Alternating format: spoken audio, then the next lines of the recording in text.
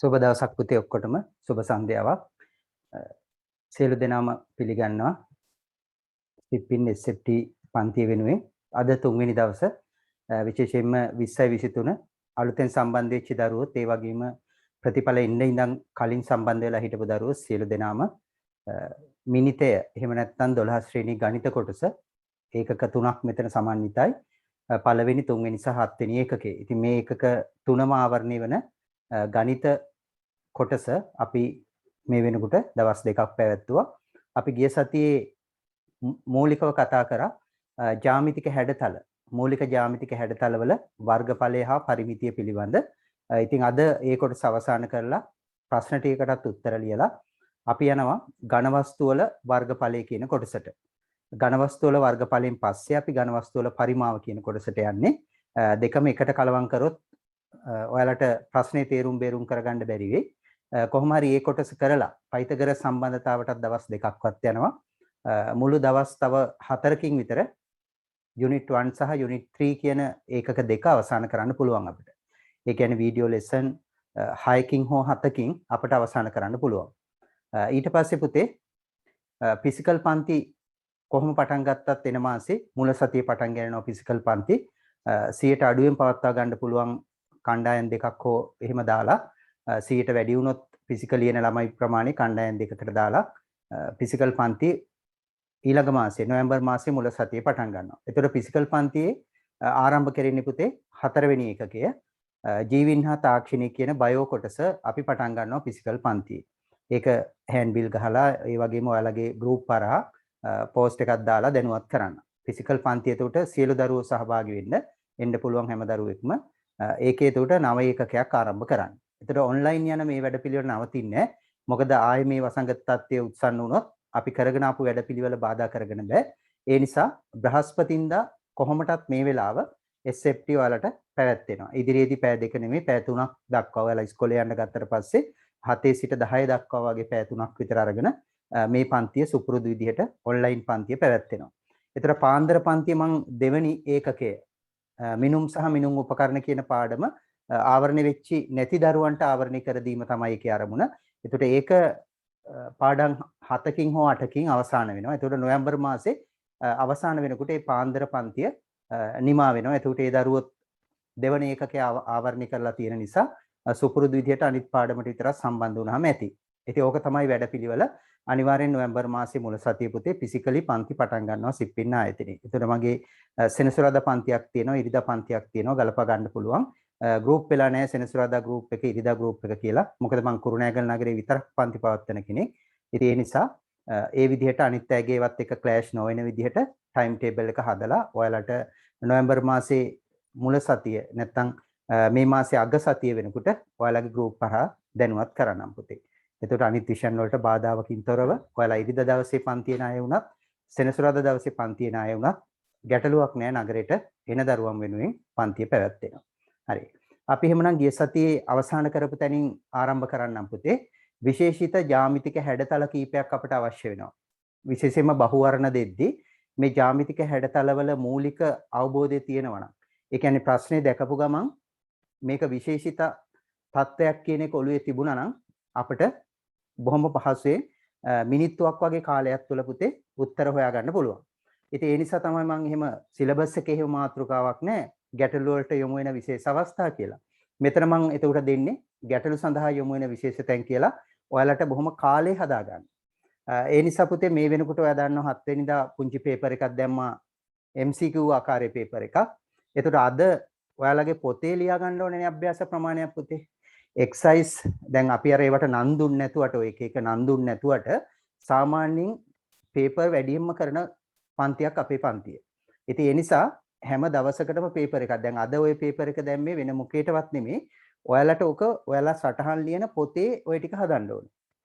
එතකොට තමයි මම ඒකේ මාකින් එක වෙලම දානවා. දැන් අද උදේ පන්ති මාකින් එක දැම්මේ. ඒ වගේ මාකින් එක අද පුළුවන් තරමක් කොටසක් හදලා අපි ඝන රූපවල මේ වර්ගඵල පරිමා පටන් ගන්නවා. ඒ අතර ඒතර පිටු දෙකක් විතර ඒකේ ප්‍රශ්න 6ක්ද කොහෙද තියෙන්නේ? ඒ ටික පොතේ ලියවෙන්න ඕනේ පුතේ. ඒතර තමයි ඔයාලගේ සටහන සම්පූර්ණ වෙන්නේ. ගණිතේ ගණන් හදන්න නැති සටහන් පොතකින් වැඩක් නැහැ නේ පුතේ. ඊට අමතරව තමයි අර X paper 1 නේද? paper මන් දෙකක් මේ වෙනකොට දීලා තියෙනවා කිව්වනේ. මේ paper එක මතක ඇති පෙරහුරු ප්‍රශ්න පත්‍ර අංක 1 කියන එකේ බහුවර්ණ 20 ගණක් තියෙනවා. ඒ බහුවර්ණ 20 ගාන එතකොට ඔයාලා හදන්න ඕනේ. මම හිතනවා මේ වෙනකොටත් හදලා ඇති. ඒතර අද මේ paper එක පෙරහුරු ප්‍රශ්න පත්‍ර 2 කියන එක පුතේ අනිවාර්යෙන් අද දවසේ එතකොට මේ සාකච්ඡා කරන්නේ පොතේ ලියා ගන්න. හරි. අපි එහෙමනම් මාතෘකාවට යමු පුතේ. මොකද්ද මාතෘකාව ගිය සතියේ වීඩියෝ එක බලපු අයටත් සම්බන්ධ වෙච්ච අයත් දන්නවා ඇති අවසානට මාතෘකාව ලියලා තියෙන්නේ ගැටළු විසඳීමේදී නිතර අවශ්‍ය වන ජ්‍යාමිතික හැඩතල කීපයක් කියලා. ගැටළු විසඳීමේදී නිතර අවශ්‍ය වන ජ්‍යාමිතික හැඩතල කීපයක්. ඒ විදිහටම මාතෘකාව ලියමු. ගැටළු විසඳීමේදී නිතර අවශ්‍ය වන ජ්‍යාමිතික හැඩතල කීපයක්. ජ්‍යාමිතික හැඩතල කියලා ලිව්වත් ඇති. හරි. පළවෙනි එක පුතේ. පළවෙනි එක මෙන්න මේ වගේ අවස්ථා අපි නිතරම බහුවර්ණවලදී මුණ ගැහෙනවා. මොනවද ඒ අවස්ථාව පුතේ? මෙන්න මේ වගේ වෘත්තයක් ඇතුලේ මේ වගේ තියෙන අවස්ථාවක එක කොටසක් අඳුරු කරනවා. මෙන්න මේ එක කොටසක් අඳුරු කරලා අන්න ඒ කොටසේ වර්ගඵලය අහනවා අපි පුතේ. එතකොට මේක අපි කලින් ටග් ගාලා අවබෝධ කරගෙන තියෙන්න ඕනේ. මේක අපිට නිතරම ඕනෑ වෙන ජ්‍යාමිතික හැඩතලවල වර්ගඵල පරිමා හොයද්දී නිතරම අවශ්‍ය වෙන අවස්ථාවක්. පැහැදිලිද පුතේ? හරි. අපේ තියෙන සමහර ප්‍රිසිස් ප්‍රැක්ටිකල් වලදී පවා මේක ඕනෑ වෙනවා. අඳුරු කරපු කොටසේ වර්ගඵලය හොයද්දී. මෙන්න මේ වගේ අවස්ථාවක අඳුරු කරපු කොටසේ වර්ගඵලය හොයද්දී තම සරලම දේ තමයි මේ විශාල වෘත්තාකාරයකේ අපි අරය R කියලා ගත්තොත් පුතේ විශාල වෘත්තයේ අරය කැපිටල් R කියලා ගත්තොත් ඒ වගේම මේ කුඩා වෘත්තයේ අරය සිම්පල් R කියලා ගත්තොත් අඳුරු කළ කොටස බොහොම පහසුවෙන් හොයාගත්ත හැකි. අඳුරු කළ කොටස මොකක්ද දෙන්නේ පුතේ? අඳුරු කළ කොටස සමානයි අඳුරු කළ කොටසේ වර්ගඵලය. අඳුරු කළ කොටසේ වර්ගඵලය ඒ සමානයි 5 r වර්ග ඍණ සිම්පල් r වර්ග. මෙන්න මේ සම්බන්ධය. ඒතර මේක අපි කලින් දැනගෙන ඉන්න ඕන කාර්යයක්. මෙතන වර්ග දෙකක අන්තරයක් තියෙනවා. ඔයා දන්නවා මෙතන ලොකු මේක පිට්ටනියක් වගේ එකක් නම් සමහර විට 5 7න් 22න් කැපෙන්නේ නැති 7 කැපෙන්නේ නැති ඉලක්කමක් වෙන්න පුළුවන්. ඒ වගේ වෙලාවට කැල් දෙන නිසා වර්ග කරන එක ලොකු අපහසුතාවයක් නොවුනත් පුතේ අපි වර්ග දෙකක අන්තරය කියන දේ නිතර භාවිතයට දැන සිටිය යුතු දෙයක්. මේක හුඟක් තැන්වල යෙදෙනවා අපට. වර්ග දෙකක අන්තරේ. ඔයා දන්නවා වර්ග දෙකක අන්තරයේදී සුළු වෙන්නේ කොහොමද? පළවෙනි පදයේ ධන, දෙවෙනි පදයේ වැඩි කිරීම, පළවෙනි පදයේ ඍණ, දෙවන පදයේ. අපිට සුළු කිරීමේදී ඊටාම පහසු මේ ක්‍රමය. එතකොට 5 පළවෙනි පදය ධන, දෙවෙනි පදය වැඩි කිරීම, පළවෙනි පදයේ ඍණ, දෙවන පදය. ඔය ක්‍රමෙන් ටක් ගාලා අපිට සුළු කරන්න පුළුවන්. වර්ග දෙකක අන්තරයක් නිසා. මෙන්න මේ කෙටි ක්‍රම ඔයාලා දැනගෙන ඉන්න පුතේ. එතකොට පටස් ගාලා සුළු කරන්න පුළුවන්. හරි. පළවෙනි එක ලියමු පුතේ. ඒ වගේ විශේෂ තැන් ටික අපි සටහන් කරගෙන යමු. පළවෙනි එක ලියන්න පුතේ.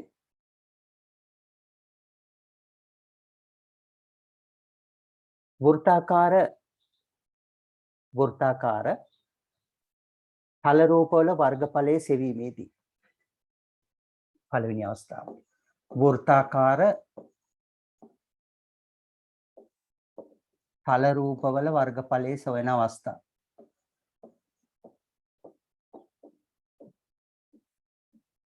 වෘත්තාකාර තල රූපවල වර්ගඵලයේ සොයන අවස්ථාව. හරි. මේ රූපය ඇඳ ගන්න පුතේ. මේ රූපය ඇඳගෙන අඳුරු කළ කොටසේ වර්ගඵලය කැපිටල් A සමානයි කියලා ටක් ගාලා ওই සූත්‍රය දාන්න. ඔය ටික සටහන් කරගන්න. අඳුරු කළ කොටසේ වර්ගඵලය A සමානයි 5 කැපිටල් R වර්ග ඍණ සිම්පල් R වර්ග. එතකොට මේ පදේ සුළු කරන්න පුළුවන් වර්ග දෙකක අන්තරය මගින් r ධන සිම්පල් r වරක් r ඍණ සිම්පල් r. එක්මන්ට සටහන් කරගන්නකො අපි උදාහරණ ගානකුත් අදමු. පුතේ ඊළඟ සතියේ ඉඳලා සිප්පින් platform එකට දාන්නේ වීඩියෝ ටික. YouTube දාන්නේ මුලින් අර group එකට සම්බන්ධ වීම ක්‍රමානුකූලව වෙලා නැති නිසා දරුවෝ live සම්බන්ධ කරන පාඩම මාස ගාණක් YouTube දාලා තියන්නේ. ඉතින් දිගටම YouTube දාන්නේ නැහැ. YouTube channel එකක් තියෙනවා. ඒකේ තව material ගොඩක් ඔයාලට ගන්න තියෙනවා. ඒවා පාවිච්චි කරන්න. නමුත් ඊළඟට අපි ඊළඟ සතියේ ඉඳලා පුතේ සියලු වීඩියෝ සිප්පින් platform එකට දාන්නේ. එතකොට ඒක paid course හරහා තමයි දාන්නේ. එහෙම නැතුව එක දිගට public කරලා YouTube දාන්නේ නැහැ. හැමෝටම බලන්න පුළුවන් විදියට. ඉතින් මගේ හැම පාඩමක්ම YouTube මේ වෙනකොට මේ වීඩියෝ ලෙසන් තියෙනවා පුතේ. ඒවා එතකොට ඔයාලට නරඹන්න පුළුවන්. ලයිව් කරන එක තමයි කැමති. ලයිව් සෙෂන් එකක් තමයි අපි යන්නේ. ඒකම රෙකෝඩින් එක අනිවාර්යෙන් දානවා. එතකොට ඊළඟ සතියේ ඉඳලා පුතේ උදේක YouTube දැම්මද? උදේක දාලා තියෙන්නේ පුතේ. උදේක දාලා link එකත් group එකට දාලා ඇති පුතේ. හරි හරි. ඒකත් බලන්න පුළුවන් පුතේ. ඊළඟ සතියේ ඉඳලා එතකොට පුතේ ලයිව් පාඩම කරනවා. එතකොට ඔයාලට රිපීට් බලන්න පුළුවන් සිප්පින් platform එක හරහා.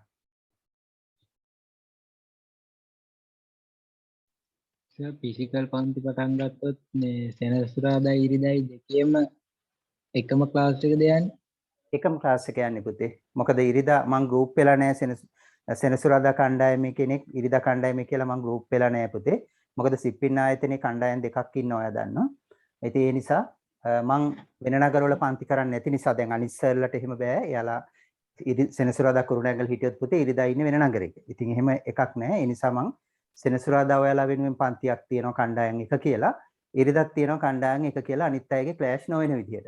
ඒ කියන්නේ ICT හරි ඇග්‍රි හරි කරනවා නම් තුන්වෙනි විෂය ක්ලෑෂ් නොවන ලෙසත් ET හරි BST ඔය දවස් දෙකකින් එක කරනවා නම් ඒක ක්ලෑෂ් නොවන ලෙසත් තමයි මගේ පන්තිය තියෙන්නේ. ඒ නිසා ගැටලුවක් නැහැ. කණ්ඩායම් දෙකෙන් මේ මොකේට හරි එන්න ඉරිදා හෝ සෙනසුරාදා කැමැති ඔයාලගේ ෂෙඩියුල් කරගෙන තියෙන විදිහට සහභාගී වෙන්න පුතේ.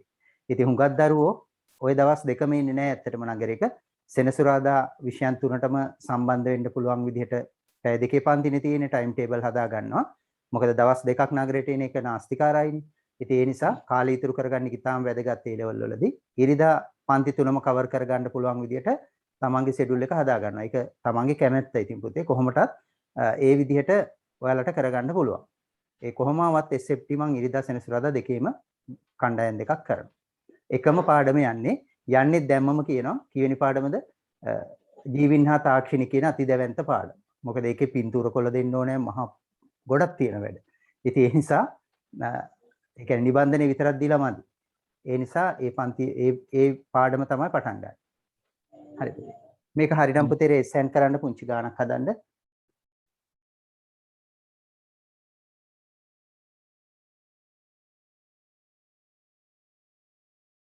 මේ පාඩමට අදාළ ටික පුතේ රූපකොලත් එක්ක දෙන්නම්.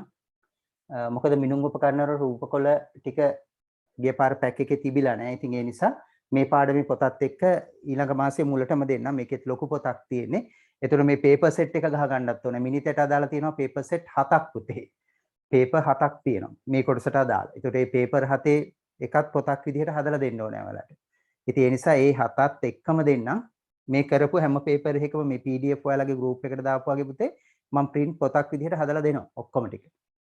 ඒ නිසා ඔයාලා දැන් දැනට ලැප් එකෙන් හරි ෆෝන් එකෙන් හරි බලාගෙන අභ්‍යාස කරාට ඒකේ printed දේ අනිවාර්යෙන් ඔක්කොම දෙනවා පුතේ.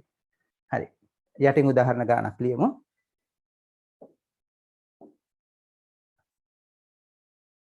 උදාහරණ ගානක් හදමු. R සමානයි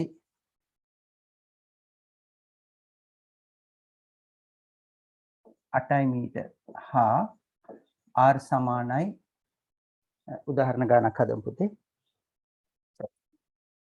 R සමානයි 10 මීටර මෙහෙම ගන්න පුතේ.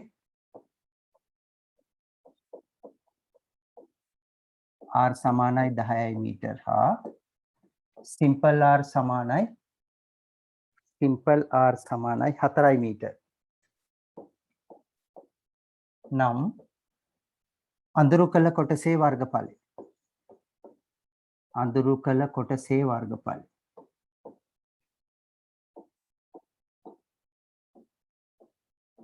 කොපමණද?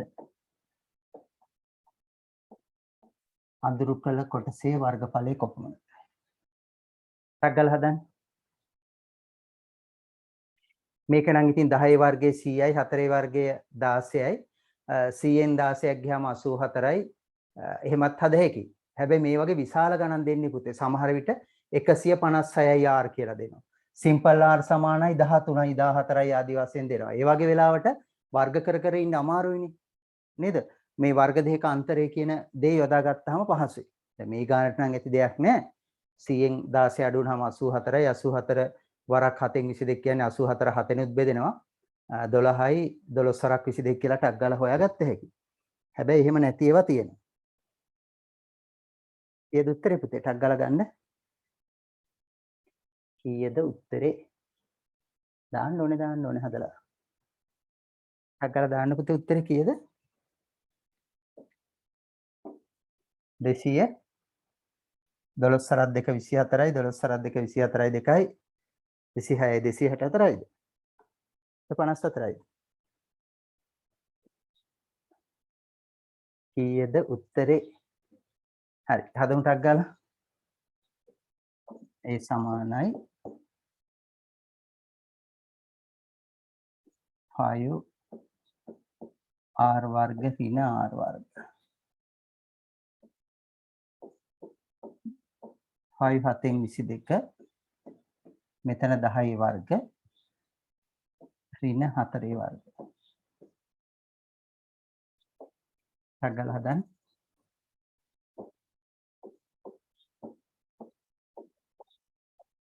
දහය වර්ග 100යි මෙතන 16යි 84යි නේද?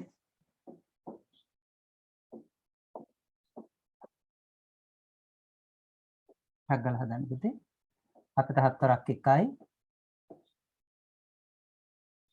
4ක් 1යි 17ට 2යි 12 සරත් 2 24යි 12 සරත් 2 24යි 2යි 26යි මොනවද ඒකක වර්ග මීටර.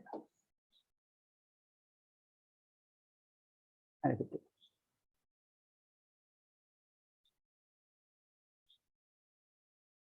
එතකොට මේක විශාලාගයන් වුණොත් පුතේ වර්ග දෙක අන්තරයෙන් හදන්න.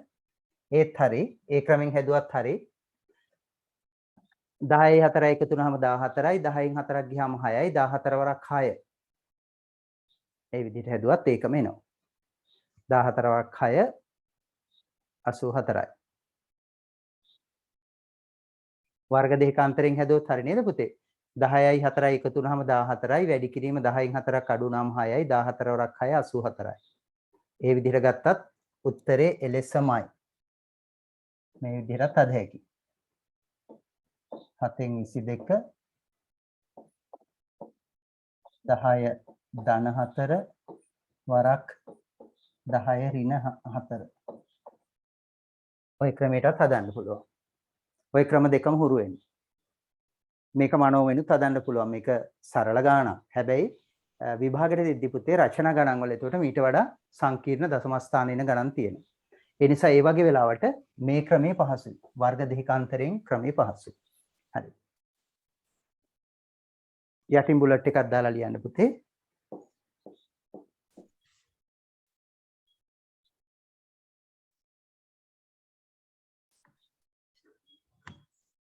සංකීර්ණ සංඛ්‍යා දී ඇති විට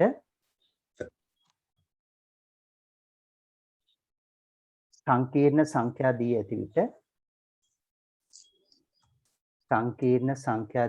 විට වර්ග දෙක අන්තරය මගින් සුළු කිරීමට පෙළඹෙන්න. නැත්නම් වර්ග දෙකක අන්තරය මගින් සුළු කරන්න. සංකීර්ණ සංඛ්‍යා දී ඇති විට වර්ග දෙකක අන්තරය මගින් සුළු කරන්න.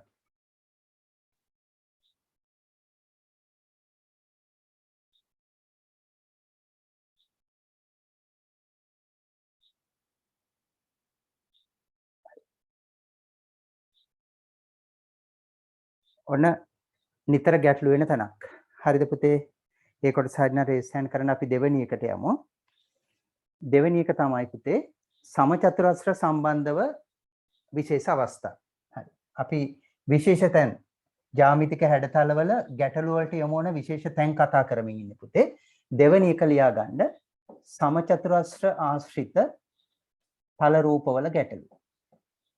සමචතුරස්‍ර ආශ්‍රිත හැඩතලවල ගැටලු. නැත්නම් ආශ්‍රිත හැඩතල කියලා ලියා ගන්නකො. සමචතුරස්‍ර ආශ්‍රිත හැඩතල. සමචතුරස්‍ර ආශ්‍රිත හැඩතල.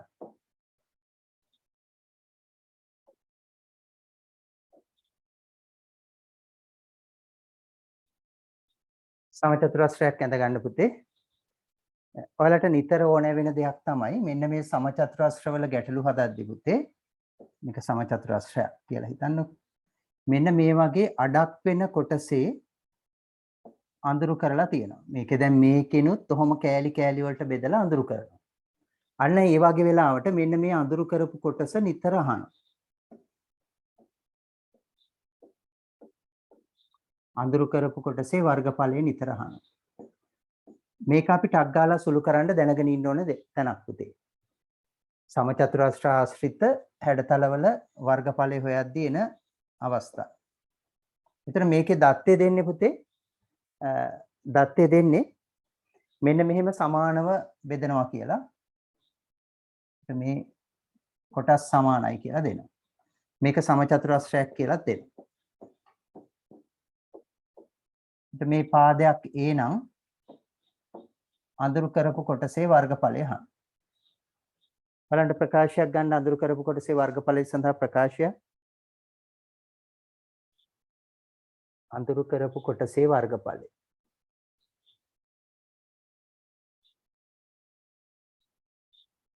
එන්න බලන්න. අඳුරු කළ කොටසේ වර්ගඵලය.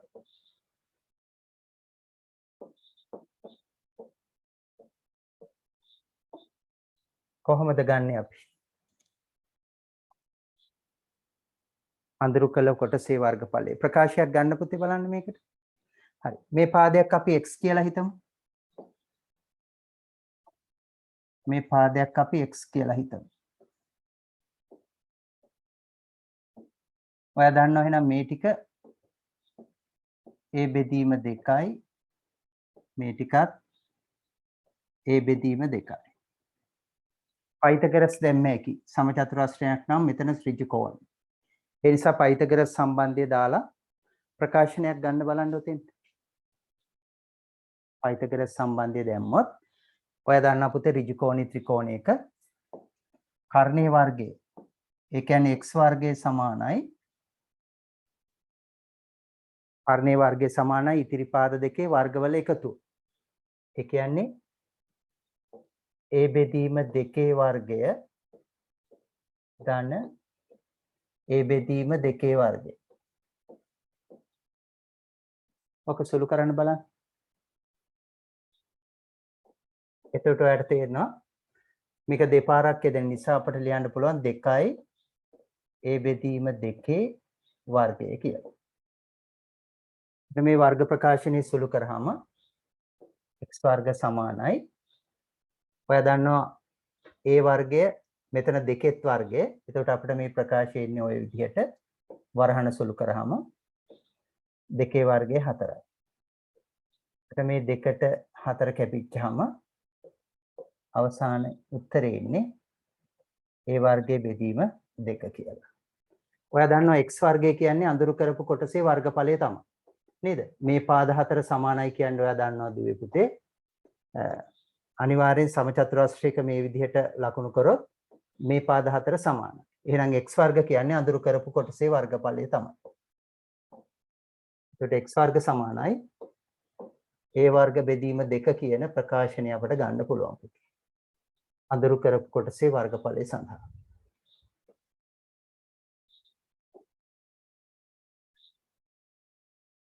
අඳුරු කළ කොටසේ වර්ගඵලය x වර්ගය නම් x වර්ගය සමානයි a වර්ගයේ බෙදීම 2 කියන ප්‍රකාශනය ගොඩනගන්න පුළුවන්. ඕකත් නිතර හිත හිතා ඉන්න දෙයක් නෑ. ටක් ගාලා එතකොට මොකද්ද කරන්නේ පුතේ? පාදේ වර්ග කරනවා දෙකෙන් බෙදහම අඳුරු කළ කොටසේ වර්ගඵලය එනවා.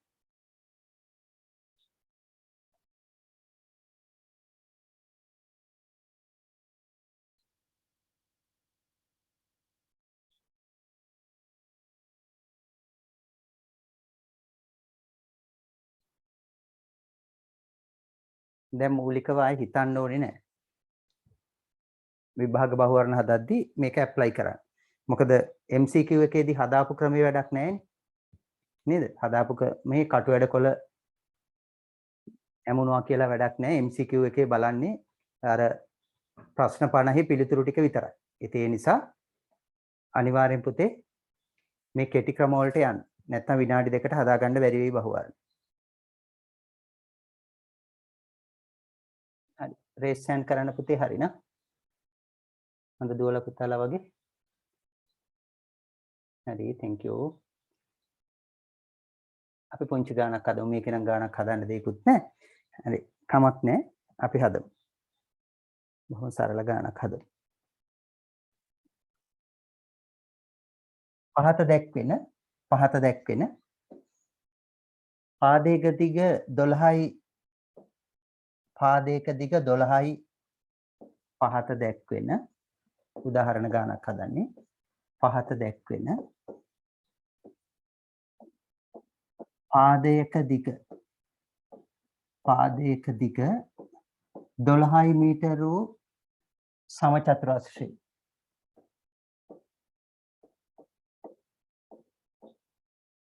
පාදයක දිග 12 මීටර වූ සමචතුරස්‍රයේ අඳුරු කර ඇති කොටසේ වර්ගඵලය සොයන්න. අඳුරු කළ කොටසේ වර්ගඵලය සොයන්න.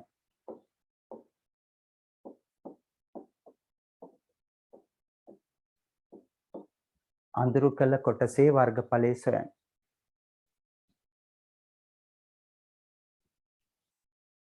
හකලා හදන්න පුතේ දැන්. මේ සයිඩ් එකේ ගාන ලියන්න පුතේ.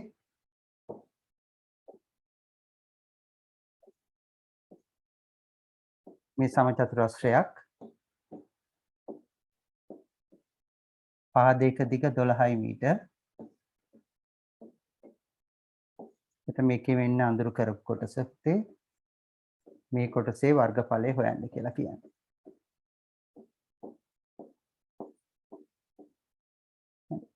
මේවා සමානයි කියලා දෙනවා.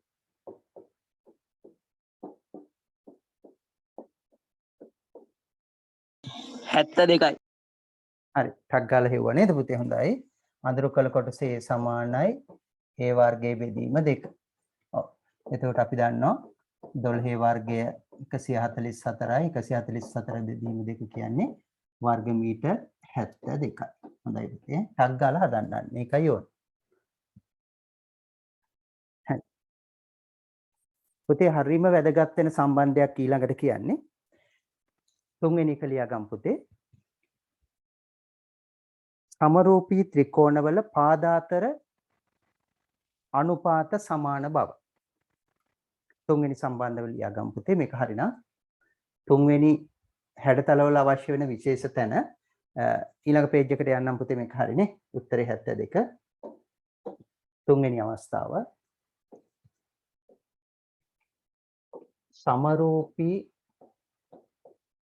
සමරූපී ත්‍රිකෝණවල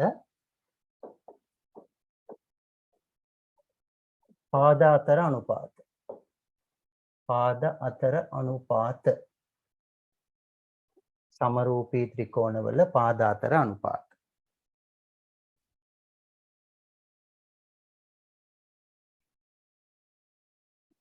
මොකද්ද පුතේ සමරූපී ත්‍රිකෝණයක් කියන්නේ? යම් කිසි ත්‍රිකෝණයක සමරූපී ත්‍රිකෝණ කියන්නේ හරියට අර මැජික් පොල්ලක් තියලා විශාල කරන අවස්ථාව වගේ. සමරූපී කියන්නේ දැන් උදාහරණයක් විදිහට මේ ස්ටික් පෙන් එක. මේක මැජික් බලයකින් විශාල කරොත් මොකද වෙන්නේ? ඉතා විශාල වෙනවා. හැබැයි මේ අනුපාත සමානයි. දුරවල් අතර තියෙන අනුපාත සමානයි. දැන් මගේ මේ ස්පෙක්ස් දෙක යම් කිසි මන්තරයකින් හේස් 5ක් කියලා පිම්පුවාම ලොකු කණ්ණාඩි දෙකක් හැදෙනවා. කියලා හිතන්නකො අර කාටුන් වල වගේ. හැබැයි එතකොට මොකද්ද වෙන්නේ? සමරූපී අවස්ථාවක් කියන්නේ ඒ විශාල කරපු කණ්ණාඩියේ මේ කුඩා කණ්ණාඩියේ මිනුම් අතර තියෙන අනුපාත සමානයි. ඒ කියන්නේ මේ වම් පැත්තේ තියෙන ලෙන්ස් එකේ පළල බෙදීම මේ හරස් අතර තියෙන දිග ගත්තොත් ඒ අනුපාතය අනිත් එක්කෙනාගේ අර විශාල කරපු එකෙත් සමානයි. මෙන්න මේ වගේ සමරූපී හැඩතල එක්ක අපි ගනුදෙනු කරන්න වෙනවා පුතේ. මේක පරිමාවිදිත් තියෙනවා. අපි දැනට කතා කරන්නේ තල රූප ගැන. විශේෂයෙන් සමරූපී ත්‍රිකෝණ. සමරූපී කියන එකේ අදහස් කරන්නේ පුතේ කෝණ සමානයි. හැබැයි කෝණ සමාන වුණාට කෝණ තුන සමාන වුණාට පාද සමාන වෙන්න ඕනේ කියලා නීතියක් නැහැ නේ පුතේ. උදාහරණයක් විදිහට දැන් ඔයාලා දන්නවා මේ මෙතන ත්‍රිකෝණ කීයක් තියෙනවද පුතේ? ත්‍රිකෝණ දෙකක් තියෙනවා. දැන් අපි ABC ත්‍රිකෝණයයි ඊට පස්සේ ADE ත්‍රිකෝණයයි ගත්තොත් ඒ දෙක සමරූපී. සමරූපී. මොකද මේ කෝණ සමානයි. A කෝණය පොදුයි. මෙතන B කෝණයයි D කෝණයයි සමානයි. C කෝණයයි E කෝණයයි සමානයි. එතකොට ABC ත්‍රිකෝණයත් ADC ත්‍රිකෝණයත් සමරූපී. සමරූපී නම් අපි දැනගන්න ඕනේ මොකද්ද පුතේ විශේෂ தත්ත්වය? මේ සමරූපී ත්‍රිකෝණවල පාද අතර අනුපාත සමානයි.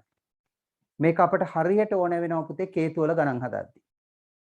ඒතර කේතුව කියන්නේ ඝන රූපයක් ඇත්ත. හැබැයි ඝන රූපයක් වුණාට කේතුවේ ඡේදයක් ගත්තාම සිරස් ඡේදයක් ගත්තාම ඒකේ ඍජුස, ඇලවුස සහ අරේ කියන ඒවා පිහිටන්නේ ත්‍රිකෝණයක. මෙන්න මේ ත්‍රිකෝණවල ඒ කියන්නේ සමරූපී ත්‍රිකෝණවල පාද අතර අනුපාත සමානයි කියන එක කේතු අහපු හැම අවුරුද්දෙම කේතු කොටස් අහපු අවුරුදු තියෙනවා 6න් 4ක්ම. ඒ කියන්නේ ඝන වස්තු වලට කේතුව දුන්නු අවස්ථා තියෙනවා 4ක්. ඒ අවස්ථා 4ෙම පුතේ මෙන්න මේ සමරූපී ත්‍රිකෝණවල පාද අතර අනුපාත සමානයි කියන කාරණේ මේක O level කාරණයක්. ඒ කාරණේ අනිවාර්යෙන් අපිට අවශ්‍ය වුණා ගණන් හදන්න. ඒක කලින් දැනගෙන ඉන්න ඕනේ. ඉතින් එක අවුරුද්දක වතුර ටැංකියක් තිබුණා මේ වගේ වතුර ටැංකි ප්‍රශ්නයක්. ඒකේ බෙල්ල කපලා. ඒ කියන්නේ යට කුරු කරපු කේතුවක්. ඒතර මේකේ පරිමාව හොයද්දී අනිවාර්යෙන් අපිට මේ හැංගිලා හිටපො කේතු කෑල්ලත් එක්ක තමයි ගන්න වෙන්නේ. ඒතර මෙතනදී මේ අරේ හොයන්න මෙන්න මෙතන අරේ හොයාගන්න මොකද ඕනේ වෙන්නේ? සමරූපී ත්‍රිකෝණවල පාද අතර අනුපාත සමානයි කියන දේ අපිට අවශ්‍ය වෙනවා. එහෙනම් අපේ මේ මිනිතේ කොටසේ වර්ගඵල පරිමා කොටසේ වර්ගඵලයේ සෙවීමේදීත් පරිමාව සෙවීමේදීත් ඝන රූපවල පුතේ නිතරම අවශ්‍ය වෙන સિદ્ધාන්තයක් තමයි එතකොට මෙන්න මේ සමරූපී ත්‍රිකෝණ. අපි ඒක සටහන් කරගමු. හරි. මේ විදිහට ලියාගමු පුතේ.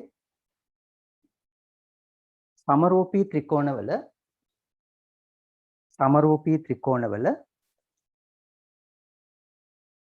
පාද අතර අනුපාත සමාන වන බව. සමරූපී ත්‍රිකෝණවල පාද අතර අනුපාත සමාන වන බව. සමරූපී ත්‍රිකෝණවල පාද අතර අනුපාත සමාන වන බව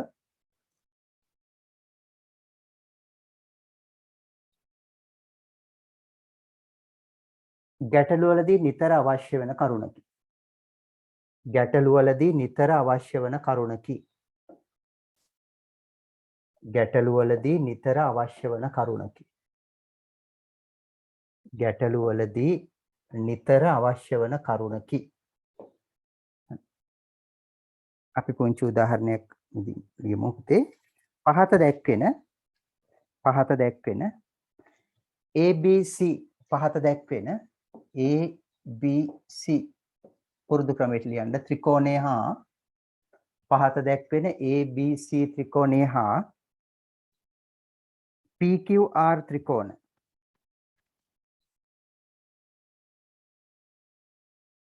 පහත දැක්වෙන ABC ත්‍රිකෝණය හා PQC ත්‍රිකෝණ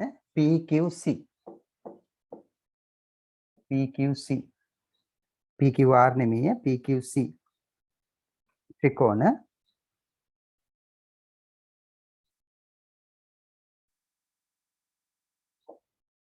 සමරූපී වන නිසා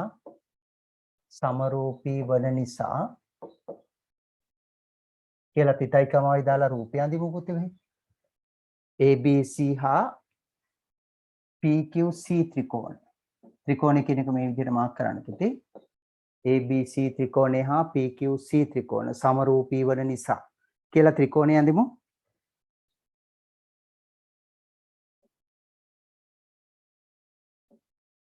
මෙන්න ABC ත්‍රිකෝණය ABC ත්‍රිකෝණය. හරි.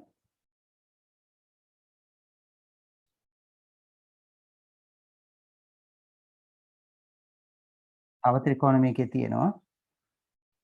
මේ PQC ත්‍රිකෝණ.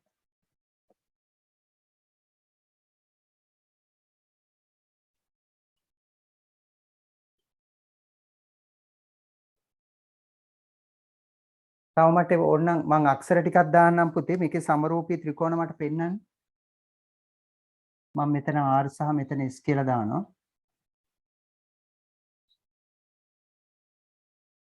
සමරූපී ත්‍රිකෝණ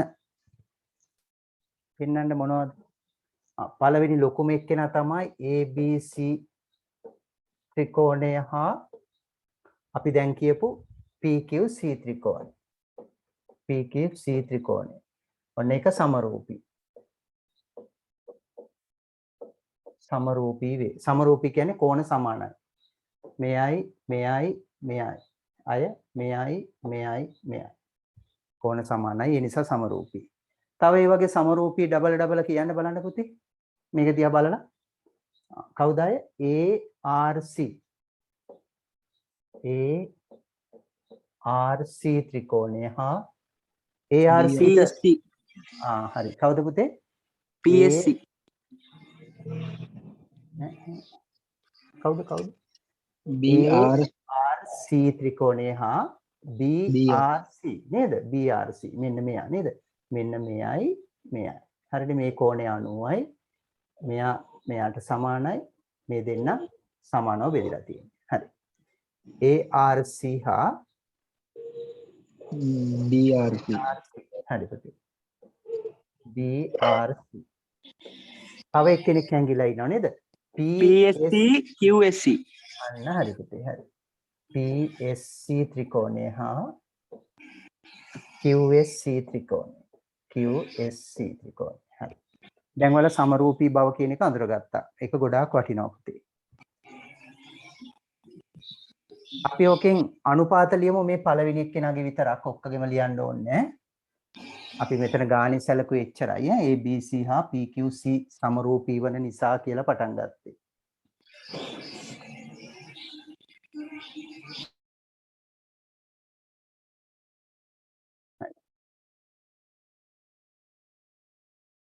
අපි මේ සමරූපී ඒවා ටික ලිව්වට අපි ලියන්නේ මේකට අදාළ විතරයි පුතේ.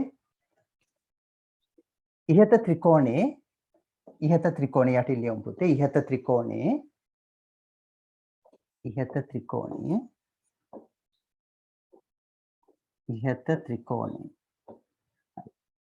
මෙන්න ත්‍රිකෝණ දෙක. එතකොට ABC හා PQC පුතේ බලන්න. ABC ත්‍රිකෝණයේ මොන පාදයද? අපි ABC ත්‍රිකෝණයේ ගමු පුතේ. AB පාදය. ඒකට අනුපාතයේ විදිහට ගන්න. එතකොට මේ පාදය. මම ඔන්න රතු පාටින් එක උඩින් මාක් කරගෙන යන්නම්. ABC ත්‍රිකෝණේ AB පාදයයි PQ පාදයයි තමයි සලකන්නේ. ඒ කියන්නේ PQ බෙදීම AB. ඔන්න සමරූප දෙන්න අතර අනුපාතය. AB බෙදීම PQ බෙදීම AB සමාන වෙනවා පුතේ. දැන් අපි ගත්තේ ලොකු ත්‍රිකෝණයේ යටට පොඩි ත්‍රිකෝණයේ උඩට. පොඩි ත්‍රිකෝණය ඒ කියන්නේ PQC ත්‍රිකෝණයේ පද උඩට ගත්තේ. ලවයේ විදිහට ගත්තේ. ලොකු ත්‍රිකෝණේ නැත්නම් ABC ත්‍රිකෝණයේ පද ගත්තේ හරේ විදිහට.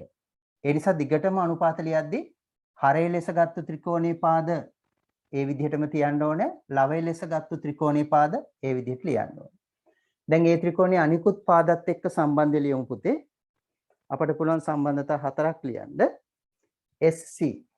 හරි. මෙන්න මේ පාදේ ගත්තොත් SC. එයා බෙදෙන්න ඕනේ අනුපාතය මොකද්ද? RC. AB RC. හරි නේද පුතේ? මම මෙන්න SC පෙන්නුවා. SC RC මෙන්න දිග පාදේ RC. හරි. තවත් ඒ වගේ පාද කියන්න බලන්න පුතේ. කුඩා ත්‍රිකෝණේ නම් PC. කුඩා ත්‍රිකෝණේ PC. ලොකු ත්‍රිකෝණේ නම් AC. සමානයි. කුඩා ත්‍රිකෝණේ නම් QC. ලොකු ත්‍රිකෝණේ නම් BC. ඔන්න පාද අතර අනුපාත සමානයි කියන කතාව.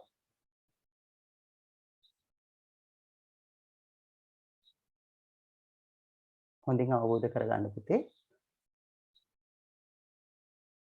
සමරූපී ත්‍රිකෝණවල පාද අතර අනුපාත සමානයි කියන සම්බන්ධතාව ඔය විදිහටයි අපි ගන්න.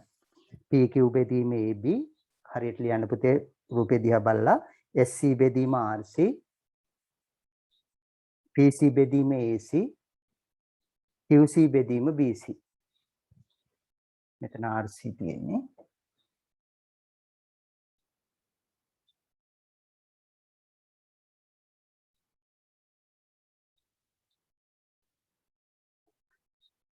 අපි ඒතර සැලකුවේ මෙන්න මේ ත්‍රිකෝණ දෙක පුතේ.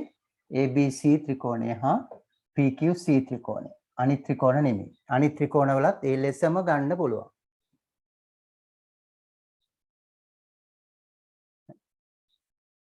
ඔක ඕන වෙන්නේ නිතරම මොනවද පුතේ?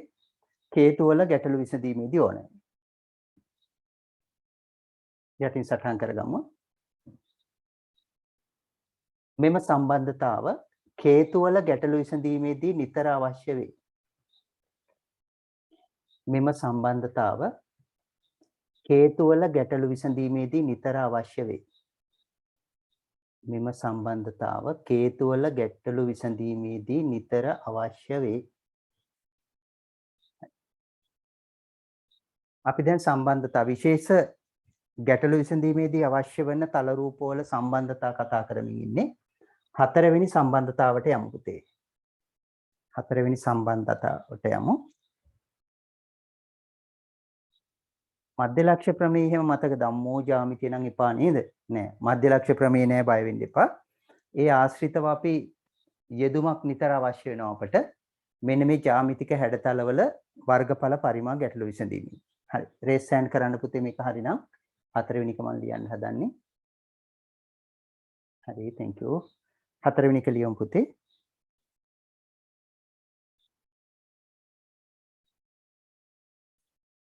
හතරවෙනි සම්බන්ධතාව. ඒක කෙලින්ම අපි කාරණේම ලියමු. ත්‍රිකෝණයක එක් පාදයකට අඳින ලද ත්‍රිකෝණයක එක් පාදයකට සමාන්තරව අඳින ලද එක් පාදයකට සමාන්තරව අඳින ලද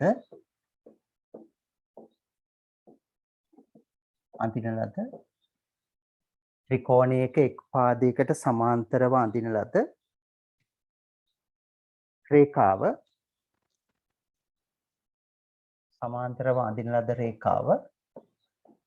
ඉතිරි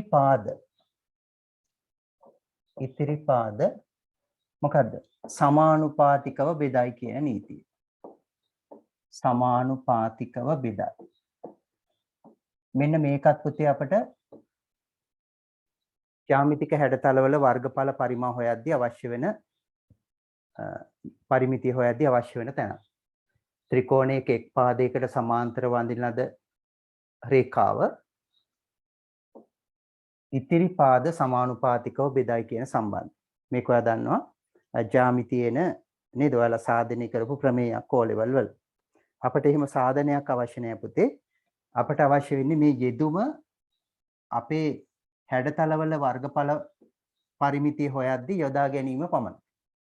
වෙන කිසිම දෙයක් බලාපොරොත්තු වෙන්නේ නැහැ. අපි එහෙමනම් පුතේ ඒකත් ඇඳලා දාමු. මේ විදිහට පුංචි ත්‍රිකෝණයක් ඇඳ ගන්න කොහොමද දරුවෝ වගේ? ත්‍රිකෝණයක් ඇඳගමු.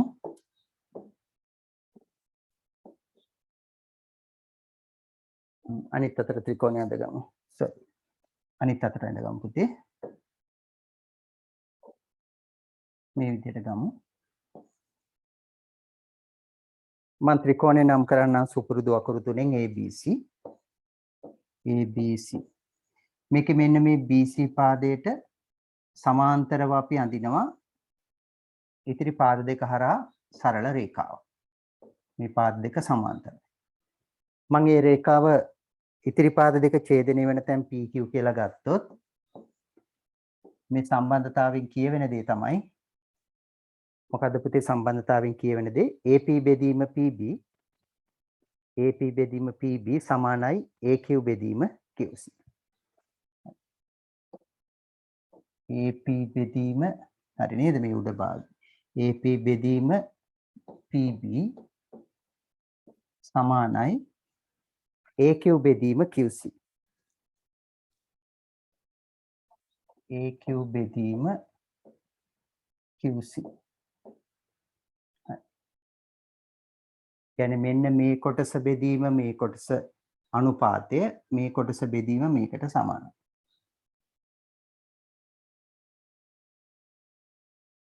ඔකත් ගණන් හදද්දි අපට අවශ්‍ය වෙනවා මතක තියාගන්න.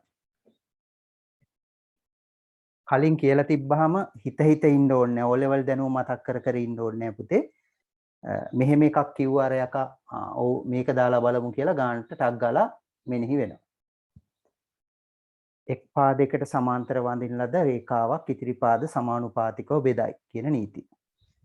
ප්‍රමේය සාධනයක් එහෙම නැහැ. ඔකත් මතක තියාගන්න.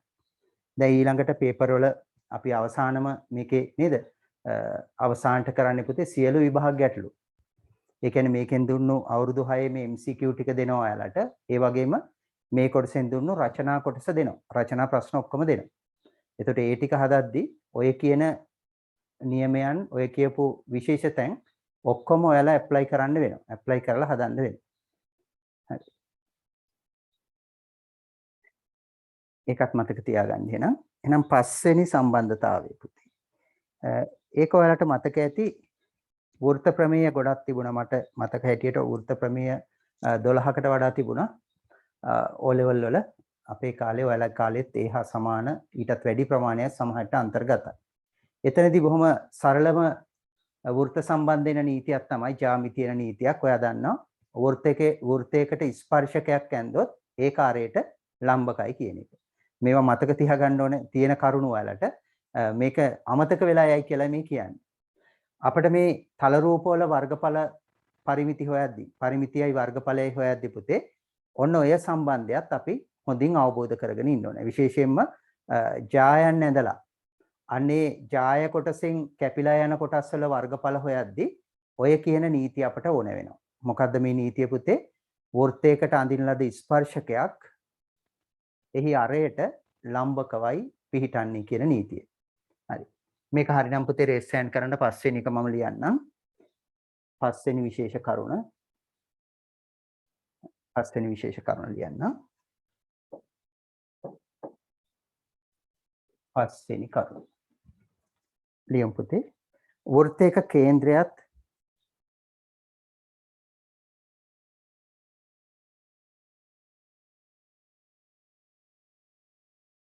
වෘත්තයක කේන්ද්‍රයත්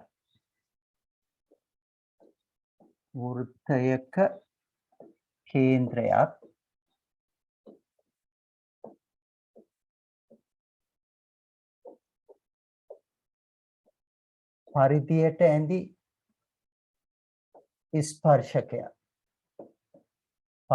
ඇඳි ස්පර්ශකයක් යා කරන වෘත්තයක කේන්ද්‍රයත් පරිධියට ඇඳි ස්පර්ශකයක් යා කරන අරය ස්පර්ශකයට ලම්බක වේ.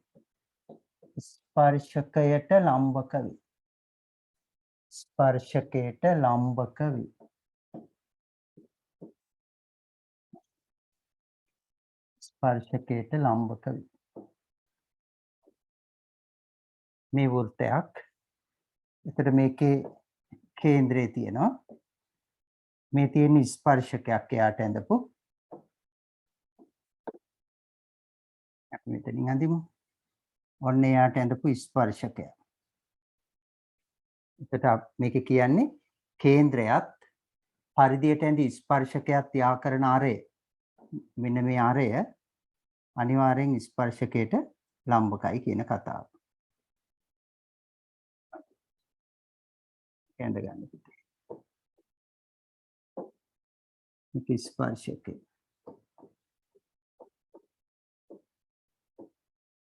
මේ කාර්යය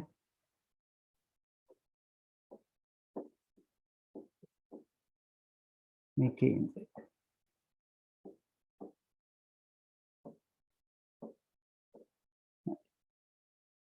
මෙතන ලම්බකයි. ලම්බක බව පෙන්වන්න. ඔයාලා දන්න O level නීතියක් ඕක. ජ්‍යාමිතිය ඉගෙන ගත්තු කතාවක් මේ පාඩමටත් ඕනේ.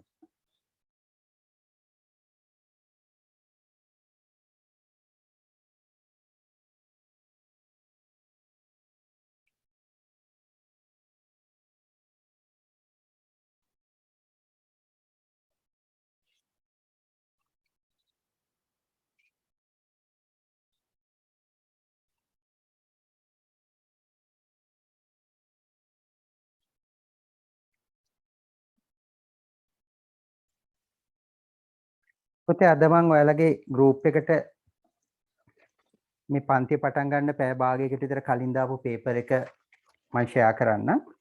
දැන් එතකොට අපි පාඩමක් අවසන් කරලා තින්නේ. විශාල පාඩමක් මොකද්ද? මූලික හැඩතල නැත්නම් මූලික ජ්‍යාමිතික හැඩතලවල වර්ගඵලයේ සෙවීම කියන පළවෙනි මාතෘකාව අවසానයි මිනිතේ. අපිට ඊළඟට තියෙන්නේ ඝන රූප නැත්නම් ඝන වස්තු. මූලික ඝන වස්තු අපිට එතනත් කීපයක්ම තියෙනවා. අන්නේ ඝන වස්තු වල ඉස්සෙල්ලම අපි වර්ගඵලයේ සෙවීම කියන මාතෘකාව තමයි ඊළඟට කතා කරන්නේ. ඒක අද දවසේ කතා කරනවා. කොහොමදත් අපිට හරියටම දැන් පැයයි ගියේ. අපි ගණන් ටිකක් හදලා පුතේ ඒ ඉතිරි විනාඩි 45ක් විතර ඝන රූපවල පරිමාව නැත්නම් පරිමාව නෙමේ වර්ගඵලයේ කොටසට යනවා. හරි ඊට ඉස්සෙල්ලා පුතේ දැන් පොතට අභ්‍යාස අවශ්‍යයි. මේ ඉගෙන ගත්තේ විෂය කරුණුනේ. පොතට අභ්‍යාස අවශ්‍යයි. ඒ නිසා හොඳ දරුවෝ වගේ මෙන්න මේ පේපර් එකේ ගණන් ටිකක් අපි හදමු. අද දාපු පේපර් එක. වැඩි ඈතක නෙමෙයි මේ අද දාපු එක. හරි නේද පුතේ? ඒකේ අපි ගණන් ටිකක් හදමු. එතන පුංචි මේ දිනේ මං අතින් අයින් කරන්න බැරුණා පුතේ. හරි නේද? 21යි 10යි 21 ඔන්ලයින් ක්ලාස් කියලා දන්නේ ඔන්ලයින් කතාව කමක් නැහැ. මේක පැයක් ඇතුළත කරන්න ඕන පේපර් එකක්. මේක හැමෝටම පුළුවන්. මං ඉන්න ෂෙයා කරන්නම් පේපර් එක. එතකොට හැමෝටම පුළුවන්. මං ඔයාලා හදනකල් බලාගෙන ඉඳලා මේ විවේකයක් ගන්න නෙමෙයි හදන්නේ පුතේ. අනිවාර්යෙන් ඔයාලා හැමෝම මේක හදන්න ඕන. එතකොට පොතේ මේක ලියවෙන්න ඕන. ඒකයි වැදගත්කම. ඒ නිසා පුතේ අපි ටක් ගාලා ගණන් ටිකක් හදමු. මේකේ ගණන් 6යි තියෙන්නේ මහ ගොඩක් නෑ. අපි 3ක් විතර හදමු. ඒ 3 හැදෙන්න ඕන. එතකොට විනාඩි 15ක් වගේ කාලයක් තුළ. දැන් 8යි 1යි. අපි 8යි කාලා 8යි 20 වගේ උපරිම එනකොට මේ ගණන් 6න් ගණන් 3ක් 4ක් හදන්න ඕන. ඊට පස්සේ ඉතිරි ගණන් වලට පිටුවක විතර ඉඩක් තියමු. පිටුවක විතර ඉඩක් තියන්න. එතකොට අද දවසේ හදන්න මම ඕක අද කොයි වෙලාවෙ හරි දවස් ඇතුළත ඒකේ ඉතිරිය වගේ උත්තර ටික දානවා. අද වුණත් මට උත්තර ටික ටක් ගාලා මේ වෙලාවමත් කියලා දැම්ම හැකියි. එතකොට හැදීම තමයි වැදගත් වෙන්නේ. ටක් ගාලා දැන් මේ වෙනකොටත් මම දන්නවා හදන දරුවෝ ඉන්නවා. හරි. අපි හදමු පුතේ ඉක්මනට මේ පේපර් එක දෙවෙනි අභ්‍යාසයේ පොතේ හදමු. එතකොට ඉතිරි ප්‍රශ්න හදන්න එකෙම පොතේ ඉඩ තියාගමු. පිටු එකමාරක්.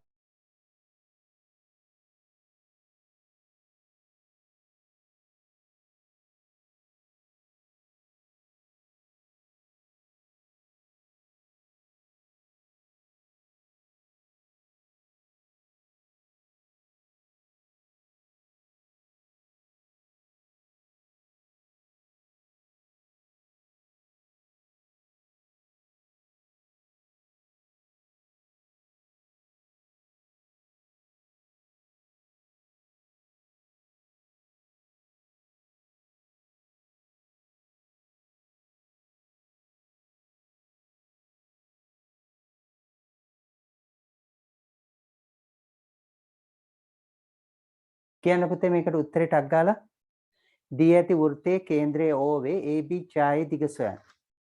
AB ඡායේ දිග සොයන්න. ඔන්න පළවෙනි මේක බහුවර්ණයක්. පොතේ හදන්නයි ඕන. AB ඡායේ දිග සොයන්න. ඔයාලට ෂෙයා කරලා තියෙනවා. ටක් ගාලා හදන්න බලන්න. AB ඡායේ දිග මම මේ පේපර් එක මතම හදනවා. AP ඡායේ දිග පෙන් එකක් ගද්දි වෙන මොන හරි දෙයද දන්නේ.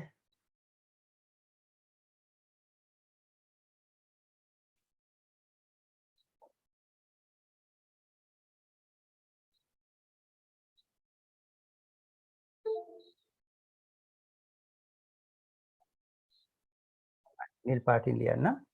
මෙන්න මේ AB ඡායේ දිග අහන්නේ පුතේ. ටක් ගාලා හොයන්න. ඔව් මෙතන පයිතගොරස් සම්බන්ධතාව නේද? එතකොට අපි එහෙනම් මේ ඡායෙන් භාගයක් මේක අනිවාර්යෙන් කොහොමද බෙදෙන්නේ පුතේ?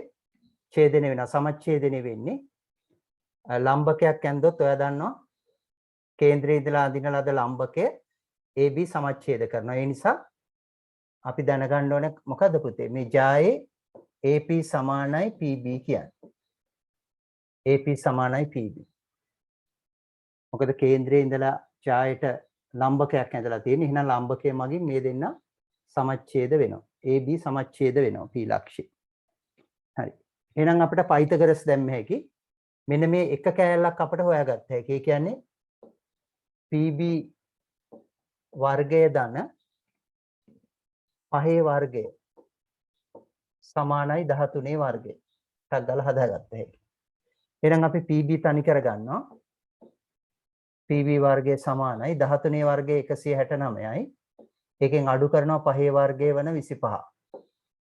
එතකොට ඔයා දන්නවා 169න් 25ක් අඩු වුනහම 144යි. එහෙනම් PB සමානයි කොච්චරද පුතේ? වර්ගමූල 144යි. ඒ කියන්නේ 12යි සෙන්ටිමීටර්. සෙන්ටිමීටර් 12යි. අපෙන් අහන්නේ PB නෙමෙයි AB. එම නිසා AB කොච්චරද පුතේ? එම නිසා AB සමානයි 24යි සෙන්ටිමීටර්. 24යි සෙන්ටිමීටර්. හරි. ටක් ගාලා හැදුවා නේද? හොඳයි පුතේ 24යි සෙන්ටිමීටර්. ගොඩක් අය හැදුවා. විනාඩි දෙකකට හැදුවා. ගොඩක් හොඳයි ඔයාලා. හරි. එහෙනම් දෙවෙනි එක හදමු පුතේ. හරි නේද? මම ඔන්න පේපරේ මතම හදලා තියෙනවා පුතේ. හදාපු නැති අය ටක් ගාලා හදන්න.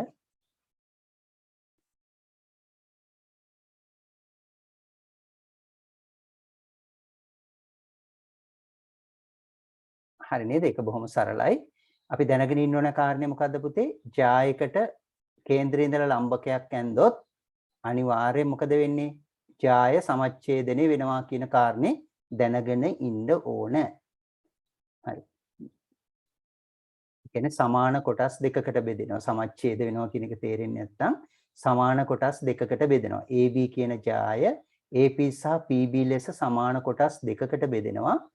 කේන්ද්‍රයේ ඉඳලා ඇඳපු ලම්බකය මගින් කියන කාරණේ දන්නවනම් පයිතගොරස් දැම්ම හැකි. කර්ණයේ වර්ගය 13 වර්ගය. එතකොට 5 වර්ගය ධන PB වර්ගය කියලා දැම්මා. උත්තරේ සුළු කරා. හරි. අපි එහෙමනම් ඊළඟ එකට යමු. ඊළඟ එක හදමු විනාඩි 5ක් වගේ ගන්න ඉක්මනට. විනාඩි 5ක් වගේ ඇතුළත හදමු.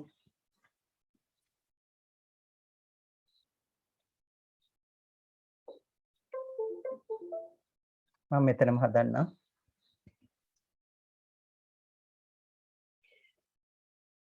AB මෙතන පුතේ B අකුර ABDE රූපේ B අකුර කැපිලා ඇති. සටහන් කරගන්න පුතේ. මෙතන B AB C D ඔය විදිහටයි එන්නේ. ABDE ළමා උද්‍යානයේ AB මායිමට යාව පිහිටි අර්ධ වෘත්තාකාර පොකුණ. මේ අර්ධ වෘත්තාකාර පොකුණ. මේ පාට කරේ මම ඔන්න පොකුණ. රූපේ දැක්වේ. CD සමානයි CE වේ. CD කෝ CD CD සමානයි CE වේ. ඒකත් පෙන්නලා තියෙන රූපේ. මේ දෙන්න සමානයි. එහෙනම් මෙතන 28යි නම් මෙතනත් 28යි කියලා කියන්නේ. හරි නේද පුතේ? 28යි 28යි. හරි. ওই කාරණා ටික දන්නවා. අපෙන් අහනවා BD මායිමේ දිග කොපමණද? BD මායිම. මෙන්න මේ BD කියන කොටසේ දිග. එතකොට මෙතන 44යි. මෙතන 28යි එකතු වුනහම BD මායිමේ දිග අහනවා. බොහොම සරලයි. බහුවර්ණ වල මේ වහන්නේ BD සමානයි එතකොට 44 සෙන්ටිමීටර්. මෙතන ප්‍රායෝගික කරන්න නැහැ සෙන්ටිමීටර වලින් දෙන එක කමක් නැහැ අපි එහෙමම හදමු. 44 ධන 28යි. කොච්චරද පුතේ? BD මායි මේ දිග. ඔව් 44යි 28යි එකතු වුනහම කීයක් දෙන්නේ? 44යි 28යි එකතු වුනහම 72ක් එනවා නේද? 72ක් එනවා. ටක් ගාලා උත්තර ටික දාන්න පුතේ.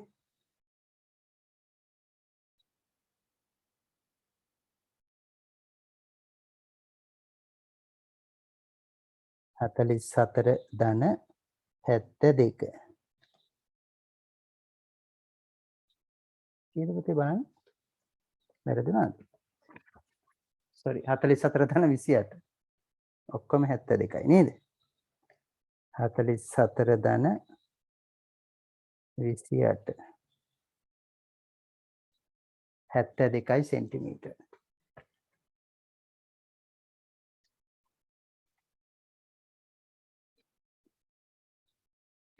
රූපේ තියෙන සෙන්ටිමීටර කියලා ඒ නිසා කමක් නැහැ හැමෝම දාන්න 72යි සෙන්ටිමීටර. අපි මීටර වෙන්න ඕනේ. පොන්චි මිස්ටේක් එකක් මම අතින් වෙච්ච කමන්න එක හදන්න යන්න එපා. පොකුණෙහි පරිමිතිය සොයන්න. මෙන්න මේ පොකුණේ පරිමිතිය වටේ දිග හොයන්නලු. පොකුණේ පරිමිතිය හොයන්නලු. පළවෙනි කොටසට උත්තරේ හරි. එතකොට දෙවෙනි කොටස. පොකුණේ පරිමිතිය. කීයද පොකුණේ පරිමිතිය? ඔයා දන්නවා අර්ධ වෘත්තාකාර කොටසක්. ඒකට එකතු වෙන්න ඕනේ 28. ඒතර පරිමිතිය 28 ධන කොච්චරද පුතේ? අර්ධ වෘත්තාකාර කොටස එතකොට කීයද එන්නේ? 25r බෙදීම 2. වෘත්තයක පරිධිය 25r එකෙන් භාගයයි ඒ නිසා 5r. සුළු කරාම එතකොට 28යි cm ධන මේකේ අරේ කීයද පුතේ? අරේ 14යි. අරේ 14යි. එතකොට 5 7න් 22යි වරක් අරේ 14යි. 14 7 කැපෙනවා 2යි 44යි. එතකොට එතනත් 72යි පුතේ නේද? 28යි 44යි එතනත් 72යි. හරි. එතනත් 72යි. right ඈ? එතනත් 72යි. පුතේ එතන සෙන්ටිමීටර් කියන එක මං අතින් වෙච්ච මිස්ටේක් එකක්. මීටර වෙන්න ඕනේ ඒක කමක් නැහැ. එහෙමම දාන්න. හරි. පොකුණේ වර්ගඵලය සොයන්න. මේ පොකුණේ වර්ගඵලය සොයන්න කියනවා. ටක් ගාලා හොයන්න පොකුණේ වර්ගඵලය. ඒ කියන්නේ අර්ධ වෘත්තාකාර කොටසක වර්ගඵලය. 5r වර්ග බෙදීම 2.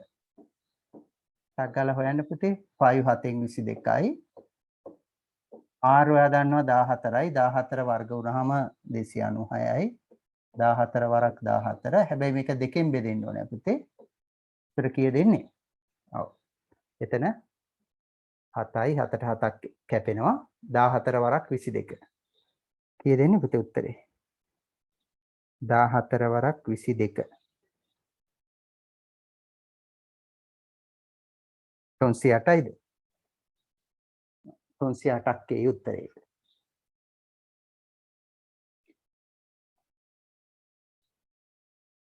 තුන්සියටයි හරි පුතේ. හදනවනේ ළමයි පට ගාලා. 308යි වර්ග සෙන්ටිමීටර කියලා ඉන්නේ ටක් ගාලා හදන්න. මේ තුන්වෙනි කොටස එකට මං ඉන්න පුතේ බෝඩ් එකට යන්න.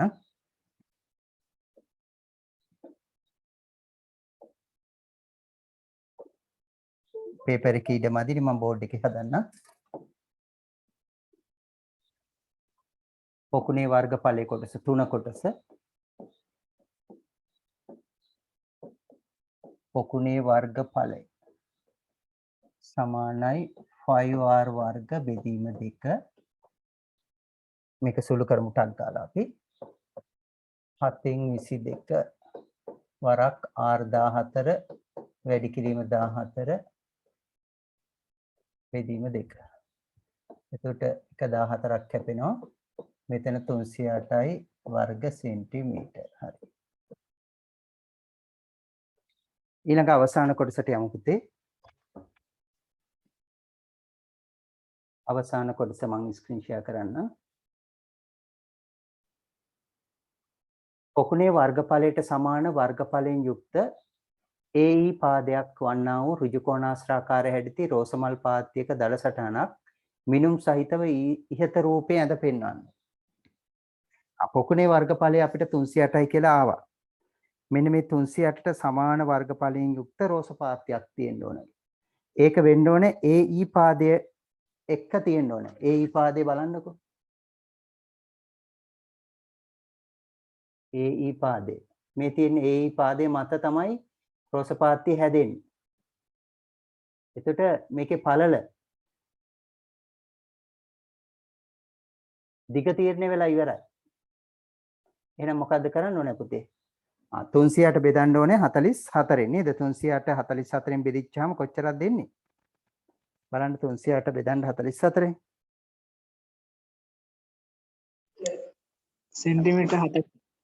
ඔව් 300ට බෙදීම 44 පුතේ 7යි නේද? එතකොට ඒකේ පළල වෙන්නේ 7යි. හොඳයි පුතේ. ඔන්න ඔය වගේ ඉක්මනට බහුවර්ණ හදන්න පුළුවන් වෙනවා. අපි ඊළඟ එකට යමු.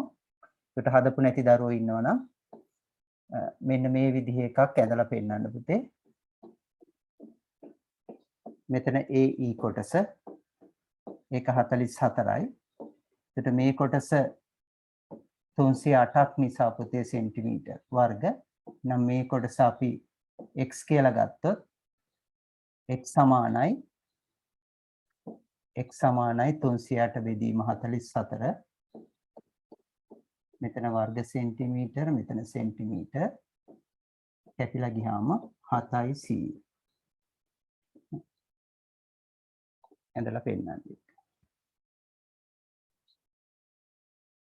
හරි. අපි එහෙමනම් ඊළඟ එකට යමු පුතේ. සෙන්ටිමීටර 7යි මේවා ඔයාලට තේරෙනවා මට ගානේ සෙන්ටිමීටර ලියුණාට මේකේ උත්තර සියල්ල එන්න ඕනේ මීටර සහ වර්ග මීටර වලින් කියලා තේරෙනවා. මොකද ප්‍රායෝගිකව සෙන්ටිමීටර දාන නේද මල් පාත්ති නෑනේ. ඒ නිසා ඒක එච්චර ගණන් කරන්න එපා, ගණන් ගන්න එපා. සුළු කිරීම තමයි වැදගත් වෙන්නේ. හරි. අපි එහෙනම් තුන්වෙනි ගාන හදමු බලන්න ඉක්මනට. ටක් ගාලා හදන්න තුන්වෙනි ගාන පුතේ. බහුවර්ණ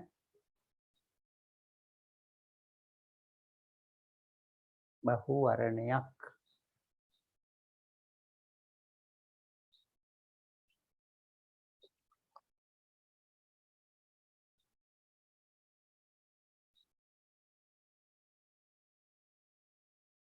සඩාශ්‍රේ පරිමිතිය අහන්නේ කල්පනාවෙන් සඩාශ්‍රේ පරිමිතිය අහන්නේ. හොඳට කියවන්නකෝ පුතේ. පාදයක දිග 8 සෙන්ටිමීටර වූ ABCD රොම්බසේ ABCD රොම්බසයක් ABCD රොම්බසේ හරිනේ අඳුරගත්තා. පාදයක දිග 8යි කියන්නේ පාද හතර සමානයි. AB BC CD DA පාදවල හරිනේ පාද හතර පිළිවෙලින් කියලා තියෙන AB පාදයේ මධ්‍ය ලක්ෂය P BC පාදයේ මධ්‍ය ලක්ෂය Q CD පාදයේ මධ්‍ය ලක්ෂය R DA පාදයේ මධ්‍ය ලක්ෂය S පිළිවෙලින්. ඊට පස්සේ යනවා විකර්ණයේ BD විකර්ණයේ දිග 10යි සෙන්ටිමීටර නම් මෙන්න මේ විකර්ණයේ දිග 10ක් නම් PB QR DC සඩාශ්‍රේ පරිමිතිය සොයන්න. බලමු කලබල වෙන්න එපා 30යිලු. පරිමිතිය සොයන්න කල්පනාවෙන් සඩාශ්‍රයක් ලැබුණු පළියට සවිදි සඩාශ්‍රයක්ද කියලා තීරණය කරන්න එපා පුතේ. සවිදි සඩාශ්‍රයක් නොවෙන්නත් පුළුවන්. බලන්න හිතන්න. කල්පනාවෙන් පාදයක දිග කීයද? පාදයක දිග 8යි රොම්බසේ. කල්පනාවෙන් පාදයක දිග 8යි.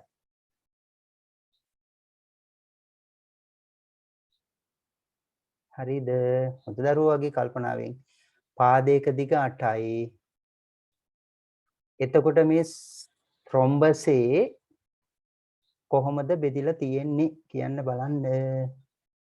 කල්පනාවෙන් BD විකර්ණය මේ BD විකර්ණය විකර්ණ දෙකක් තියෙනවා. එතකොට මේක චුට්ටක් හිතන්න. පාදවල මධ්‍ය ලක්ෂ්‍ය කියලා තියෙනවා. එතකොට අනිවාර්යෙන් අනිත් ටික කීයද පුතේ? දැන් ඔන්න උත්තරේ තේරුණා දරුවට. හරි. 26යි. හරි පුතේ 26යි උත්තරේ 30. එහෙම නෙමෙයි. ඒකයි සමහර වෙලාවට ඔයාලා කලබල වෙනවා. සමහර වෙලාවට කලබල වෙලා එකපාරම අර අල්ලගත්ත එක කෑල්ලයි. මොකද්ද? හිතුණා මේක සවිදි සඩාස්ත්‍රයක් කියලා. එතකොට ඔයා දන්නවනේ සවිදි සඩාස්ත්‍රයක් වුණා නම් සමපාද ත්‍රිකෝණ නේද? සමපාද ත්‍රිකෝණ 6කින් හැදිලා තියෙන්නේ. එතකොට පාදවල සමානයි. 5 6ක් 6 30යි කියලා එකපාර හිතෙනවා. නෑ එහෙම නෙමෙයි මේක සවිදි සඩාස්ත්‍රයක් නෙමෙයි හැදෙන්නේ. මොකද හේතුව මේකේ රොම්බසය ගැන හොඳට කියලා තියෙනවා. අවබෝධ කරගන්න පුතේ. ගාන හොඳින් තේරුම් ගන්න. ඒකයි සමහර වෙලාවට අපිට එකපාර හිතෙන දේ නෙමෙයි උත්තරේ. මම හිතුවා 30 කියයි කියලා එකෙක් හරි. හරි. එතකොට මේකේ ඔන්න ඔය මධ්‍ය ලක්ෂණේ පුතේ. මධ්‍ය ලක්ෂණම් අනිවාර්යෙන් පුතේ ඔයාලා දන්නවා මොකද්ද වෙන්න ඕන? මේවා මධ්‍ය ලක්ෂණම් පුතේ අනිවාර්යෙන් මේ කෑලි 4යි නේද? එතකොට මේ මධ්‍ය ලක්ෂ්‍ය ආ කරලා තියෙන්නේ. මේ මධ්‍ය ලක්ෂ්‍ය ආ කරලා තියෙන්නේ. ඔය පොළොවට ගන්න.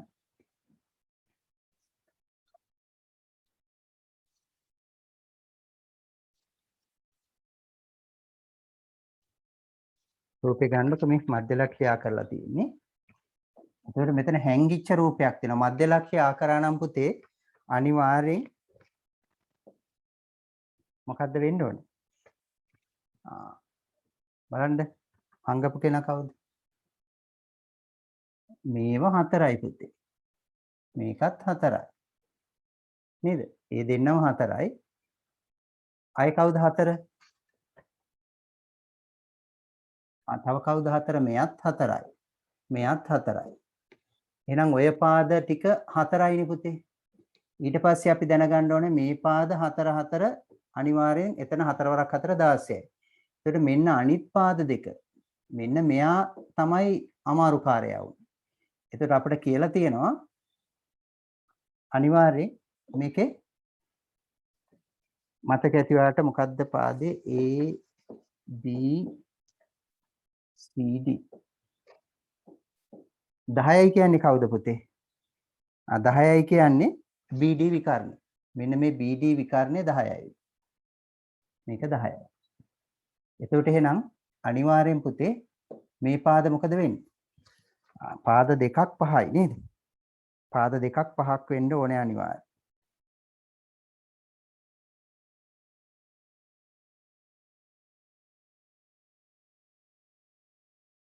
මොන පාද දෙකද 5 වෙයි? මේ පාද දෙක 5.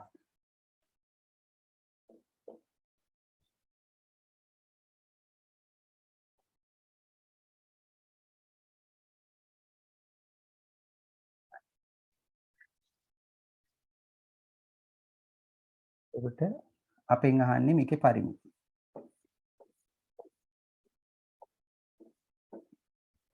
ඔන්න ඔය සඩාස්ත්‍රි පරිමිති අහන්නේ. පරිමිති කීයක් දෙන්නේ පුතේ? පරිමිති එන්නේ 26යි.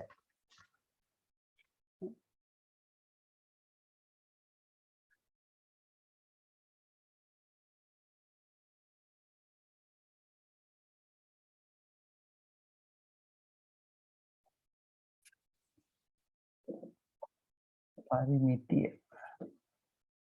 සමානයි 26යි 100. හරි. ඒකේ මූල ධර්ම ලියා ගන්න පුතේ. ගානත් එක්ක ලියා ගන්න. නැත්නම් සමහර දරුවන්ට පස්සේ බලද්දි තේරෙන්නේ නැති වෙයි. මෙහිදී මධ්‍ය ලක්ෂ්‍ය ප්‍රමේය විලෝමය. මෙහිදී මධ්‍ය ලක්ෂ්‍ය ප්‍රමේය විලෝමය.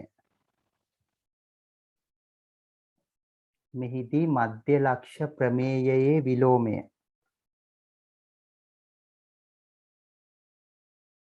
මෙහිදී මධ්‍ය ලක්ෂ්‍ය ප්‍රමේය විලෝමයට අනුව මධ්‍ය ලක්ෂ්‍ය ප්‍රමේයයේ විලෝමයට අනුව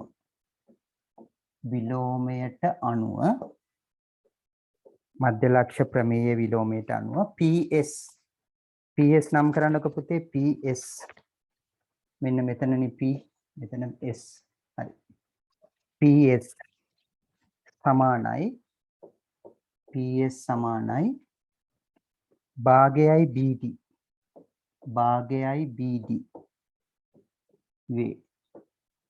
එම නිසා PS සමානයි 5යි 100.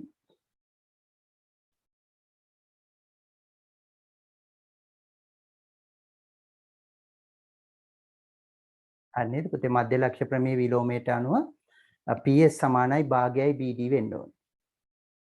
එම නිසා PS සමානයි 5යි 100. ඒ වගේම එසේම QR සමානයි භාගයයි BD. එසේම QR සමානයි. මෙතනනි QR එසේම ඒකටම ලියන්න එසේම QR සමානයි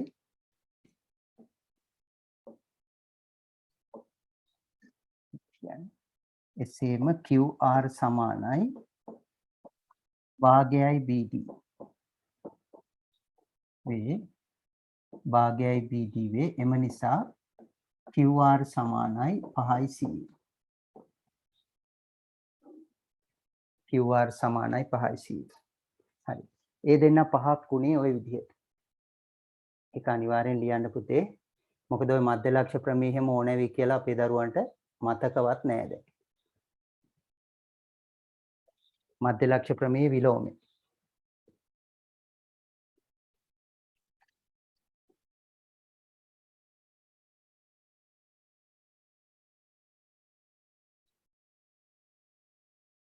හතර සමෝනම් බෙදන්නේ අනිවාර්යෙන් මේ බෙදපු රේඛාව අරයාගේ භාගයක් වෙන්න එපා පුතේ නේද?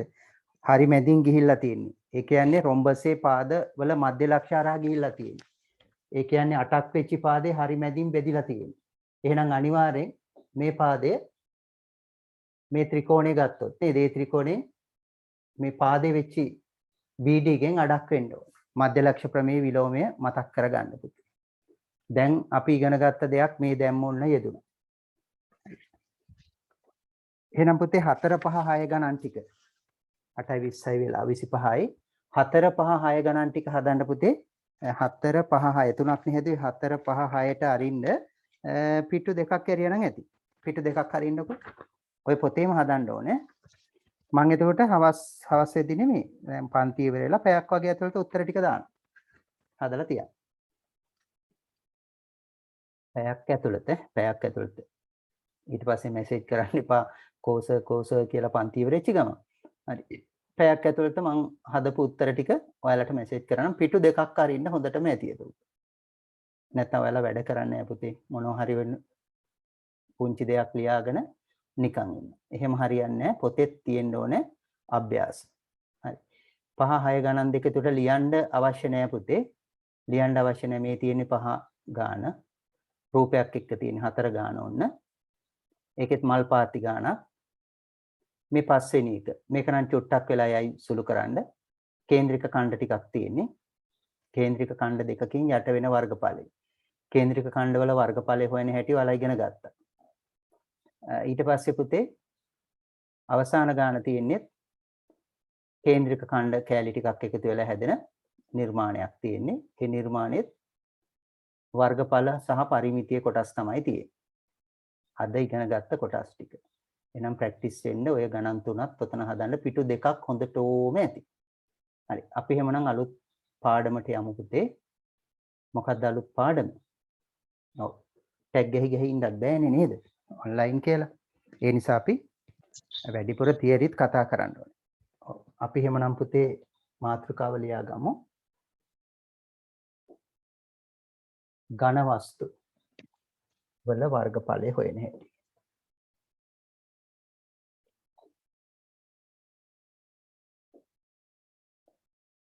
මාතෘකාව ලියා ගන්න පුතේ ඝන වස්තු වල වර්ගඵල. ඝන වස්තු වල වර්ගඵල. පිටු දෙකක් ඇරියා නේද හොඳ දරුවා? පිටු දෙකක් හැරලා ලියන්න.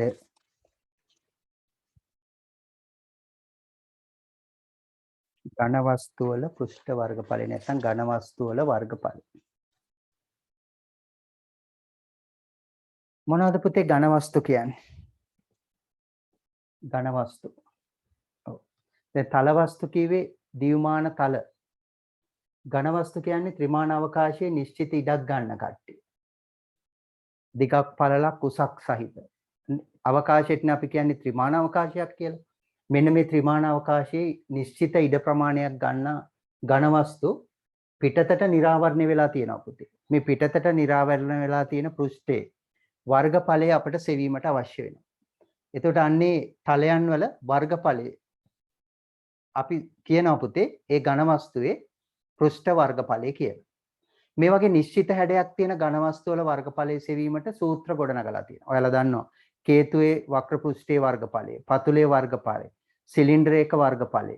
ඊට පස්සේ ඝනකයක, ඝනකාභයක මෙන්න මේ වගේ මූලික හැඩතල සහිත නැත්නම් මූලික ස්ථිර හැඩයක් සහිත ඝන වස්තු අපට කීපයක්ම තියෙනවා. මොනවද ඒ තියෙනවා පිළිවෙලින් කිව්වොත් පුතේ ඉස්සලම් අපි ඝනකයක නේද මතු පිට පෘෂ්ඨයේ වර්ගඵලය හොයන්න දැනගන්න. ඊට පස්සේ ඝනකාභයක මතු පිට පෘෂ්ඨයේ වර්ගඵලය හොයන්න අපි දැනගන්න. ඊට පස්සේ සිලින්ඩරය, කේතුව, ප්‍රිස්මය, ඊට පස්සේ ගෝලය. මෙන්න මේ කියන ස්ථිර හැඩයක් සහිත ඝන වස්තු ටික තමයි ඔයාලගේ සිලබස් එකේ අන්තර්ගත වෙලා තියෙන්නේ. ඉතින් ඒ නිසා අපි එකින් එකට ටක් ගාලා ඒ ටික ඉවර කරමු. ඊට පස්සේ ඔය වගේම පේපර් එකක් කරනවා. හරි නේද? පිටු දෙක ඇරියානේ අමතකයිද? නැහැ. හරි. අපි එහෙනම් ලියාගමු පුතේ ඝන වස්තු වල වර්ගඵල. සටහන් ලියනකොට ටිකක් ඉක්මනට ලියමු. කාලේ ඉතුරු කරගන්න. මේ විදිහට ලියමු පුතේ. ත්‍රිමාණ අවකාශයේ බුලට් දාලා ලියන්න. ත්‍රිමාණ අවකාශයේ නිශ්චිත ඉඩක් ගන්නා වස්තු ත්‍රිමාණ අවකාශයේ නිශ්චිත ඉඩක් ගන්නා වස්තු ත්‍රිමාණ අවකාශයේ නිශ්චිත ඉඩක් ගන්නා වස්තු ඝන වස්තු ලෙස හඳුන්වයි. ඝන වස්තු ලෙස හඳුන්වයි. ත්‍රිමාණ අවකාශයේ නිශ්චිත ඉඩක් ගන්නා වස්තු ඝන වස්තු ලෙස හඳුන්වයි.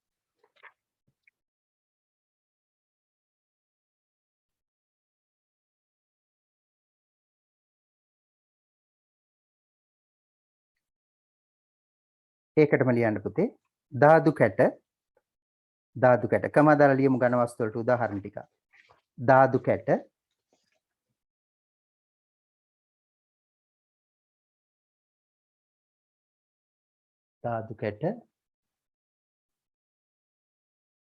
කමදාලා ලියමු ධාතු කැට ගඩොල් වීදුරු බෝල ධාතු කැට ගඩොල් වීදුරු බෝල යගුලි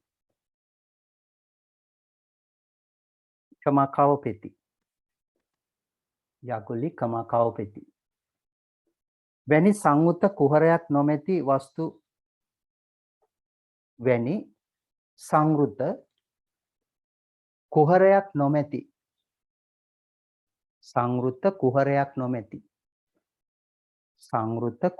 නොමැති වස්තු ඝන වස්තු වලට උදාහරණ වේ.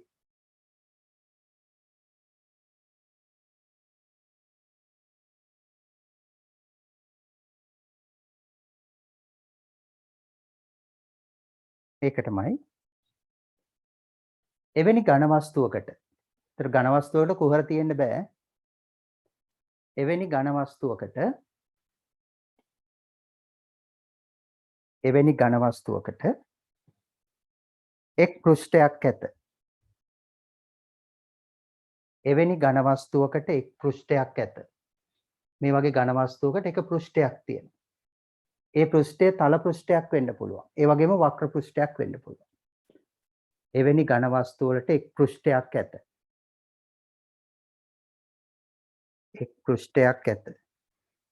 එම පෘෂ්ඨය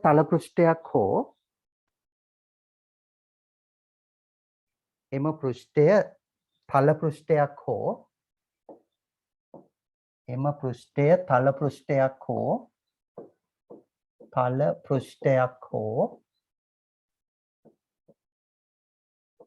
වක්‍ර පෘෂ්ඨයක් හෝ එම පෘෂ්ඨය තල පෘෂ්ඨයක් හෝ වක්‍ර පෘෂ්ඨයක් හෝ ඒ දෙකම හෝ විය හැක. එක්කෝ තල පෘෂ්ඨයක්, එහෙම නැත්නම් වක්‍ර පෘෂ්ඨයක්, එහෙම නැත්නම් මේ දෙකම. කේතුව ගත්තොත් තල පෘෂ්ඨයකුත් තියෙනවා, වක්‍ර පෘෂ්ඨයකුත් තියෙනවා. සිලින්ඩරේ ගත්තොත් තල පෘෂ්ඨ දෙකක් තියෙනවා, වක්‍ර පෘෂ්ඨයක් තියෙනවා. තල පෘෂ්ඨයක් හෝ වක්‍ර පෘෂ්ඨයක් හෝ එම පෘෂ්ඨ දෙකම හෝ විය හැක. එම පෘෂ්ඨ දෙකම හෝ විය හැක.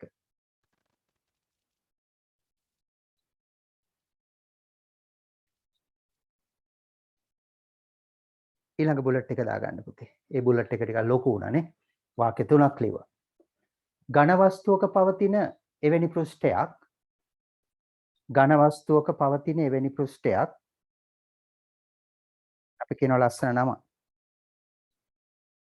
ඝන වස්තුව වල ඇති එවැනි පෘෂ්ඨයක් මුහුණතක් ලෙස හඳුන්වයි. මුහුණතක්.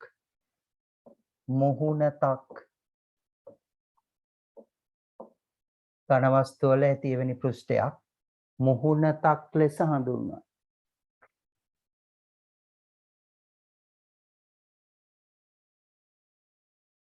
ඝන වස්තුව වල ඇති එවැනි පෘෂ්ඨයක් මුහුණතක් ලෙස හඳුන්වයි. ඔන්ලයින් ක්ලාස් දිගටම කරනවා පුතේ. අම්මෝ ඒ මෝඩ වැඩේ නම් කරන්න එපා. කට් කරගන්න එපා. ෆිසිකල් පටන් ගත්තත් ඔන්ලයින් බ්‍රහස්පතින්දා අනිවාර්යෙන් යනවා මේ පාඩම්. මේ පාඩම එන මාසෙ වෙද්දී ඉවර වෙන්නේ නැහැ පුතේ. මම කියවනේ ලෙසන් 8ක් වත් යනවා පේපර් එක කරන්නත් එක්ක අවසාන විභාග ප්‍රශ්න අනිවාර්යෙන් දවසක් අරන් කරනවා පුතේ. එතකොට ඒකත් එක්ක 8ක් හෝ 9ක් දින යනවා. එතකොට අපි ෆිසිකල් පන්තිය පටන් ගන්න එන මාසේ මොනවද පුතේ? ඔව් අනිවාර්යෙන් පටන් ගන්නෙ ජීවින් හා තාක්ෂණේ පාඩම. ඊළඟ බුලට් එක මේ chat වල ප්‍රශ්න වලට උත්තර දෙන්න පුතේ. ඔන්ලයින් එක දිගටම කරන්නේ නැද්ද කියලා අහනවා. ඊළඟ බුලට් එක ඝන වස්තු වල වර්ගඵලයේ සෙවීමේදී සිදු කරන්නේ ඝන වස්තු වල වර්ගඵලයේ සෙවීමේදී සිදු කරන්නේ ඝන වස්තු වල වර්ගඵලයේ සෙවීමේදී සිදු කරන්නේ එය සෑදී ඇති පෘෂ්ඨවල වර්ගඵලයන් සියල්ල එකතු කිරීමයි. එය සෑදී ඇති පෘෂ්ඨවල සියල්ලෙහිම වර්ගඵලය එකතු කිරීමයි. ඝන වස්තුවක වර්ගඵලයේ සෙවීමේදී සිදු කරන්නේ එය සෑදී ඇති පෘෂ්ඨවල වර්ගඵලයන් සියල්ල එකතු කිරීමයි. එකතු කිරීමයි.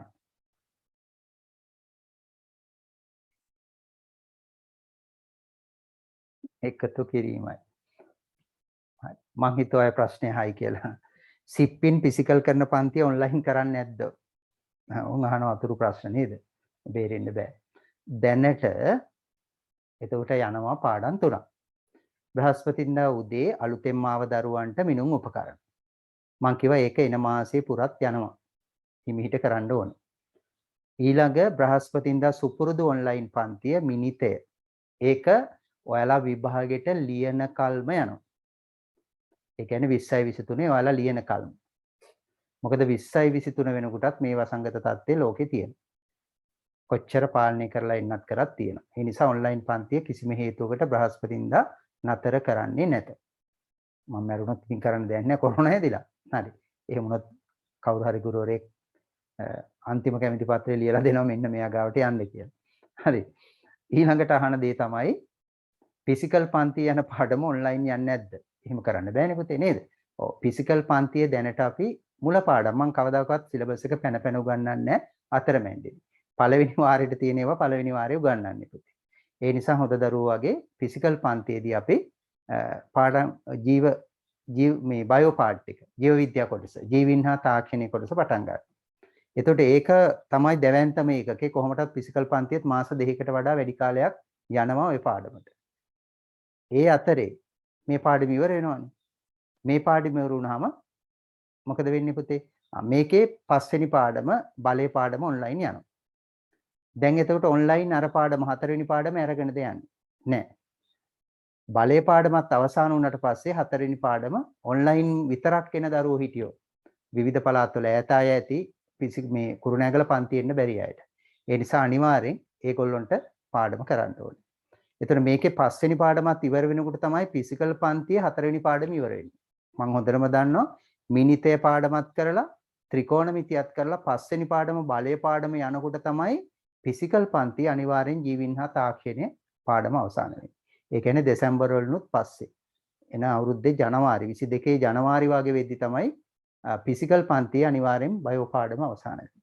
පැහැදිලිද? එතකොට අපි ඔන්ලයින් පන්තියේ පස්වෙනි පාඩම ඉවර කරන්න පුළුවන්. හිතන්නකෝ කොහොමද ගැප් එක කියලා. හරි. ඔන්න ඇත්ත කතාව. හරි නේද? ඒ විදිහටයි යන්නේ. දරුවෝ ප්‍රශ්න අහන නිසා පුතේ කාලීනාස්ති කරනවා නෙමෙයි ඉදිරි සැලැස්ම ඔයාලට දැනගන්න ඕනේනේ. මේ අකා එක පන්තියකට පොළු තියයිද හරි මේ හිතෙන නිසා. හරි. ඊළඟ බුලට් එක ලියන්න. ඊළඟ බුලට් එක පුතේ යම් කිසි ඝන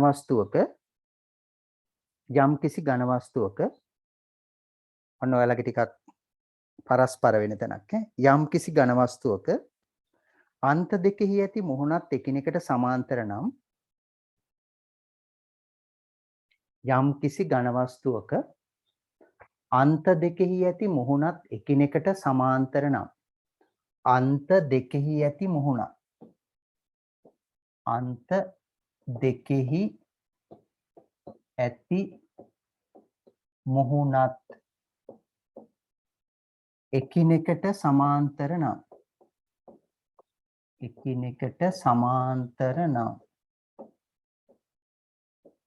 සමාන්තර නම්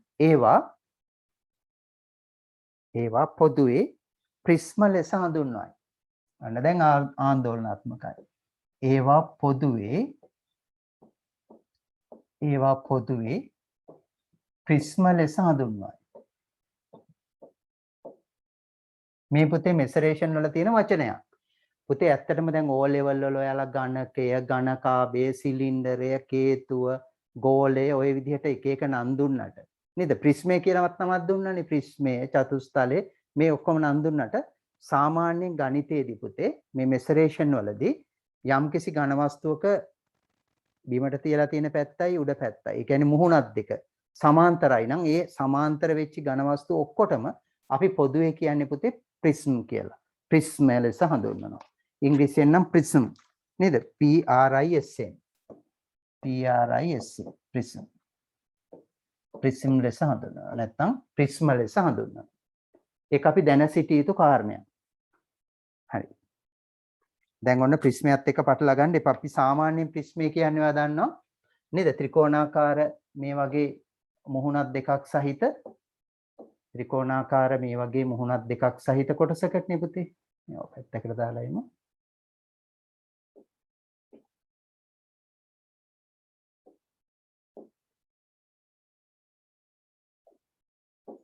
මෙන්න මේ වගේ එකකටනේ අපි ප්‍රිස්මය කියන්නේ. හැබැයි ප්‍රිස්මය කියන්නේ මේ වගේ එකකට විතරක් නෙවෙයි. මෙන්න මේ මුහුණත් දෙක සමාන්තරයි නම් පුතේ. මේ වගේ සමාන්තරයි නම් මේ මුහුණත් දෙක ඒ ඔක්කොම ප්‍රිස්ම කියලා හඳුන්වන්නේ. ලියන්න පුතේ ඒකටම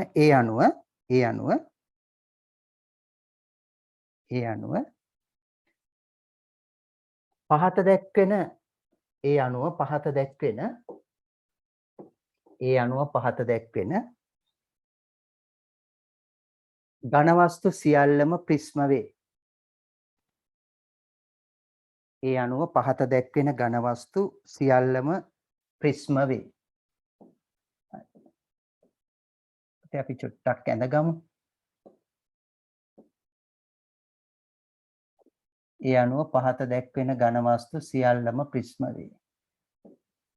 මේ මොකක්ද එතකොට? මේකට අපි කියන්නේ ට්‍රයැන්ගියුලර් ප්‍රිසම්. ත්‍රිකෝණාකාර ප්‍රිස්මය. මම ඊට පස්සේ අර නියම වචන වලට එනවා පුතේ. ට්‍රයැන්ගියුලර් ප්‍රිසම්.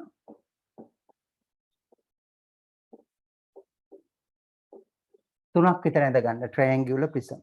මොකද මෙන්න මේ මුහුණත් සමාන්තර වීම නිසා ඒවා ප්‍රිසම් කියලා හඳුන්වන්නේ ගණිතයේදී පුතේ. මේ මුහුණතයි මෙන්න මේ මුහුණතයි සමාන්තරයි කියන්නේ ඔයාලට තේරෙනවා. ත්‍රිමාන බව හිතන්න. ඒ නිසා අපි කියනවා ට්‍රයැන්ගියුලර් ප්‍රිසම් කියලා. ඒ වගේම දැන් අපි ඔච්චර ආසාවෙන් ඉගෙන ගත්ත ඍජුකෝණාස් මොකද්ද? ඝනකාභ. ගිනි පෙට්ටිය කිව්වොත් නේද? ඝනකය ඝනකාභය. මේ වගේ ඝනකාභ ගත්තත් පුතේ ගණිතයේදී හඳුන්වන්නේ rectangular prism කියලා. පැහැදිලිද පුතේ? දැන් මේකේ මොකද්ද? මුහුණක් දෙක සමාන්තරයි. අන්නේ මුහුණක් දෙක සමාන්තර නිසා එයත් හඳුන්වන්නේ පුතේ rectangular prism කියලා. මම ඊට පස්සේ හරි වචන දෙනවා rectangular. හරියට ස්පෙලින් ලියන්න පුතේ. rectangular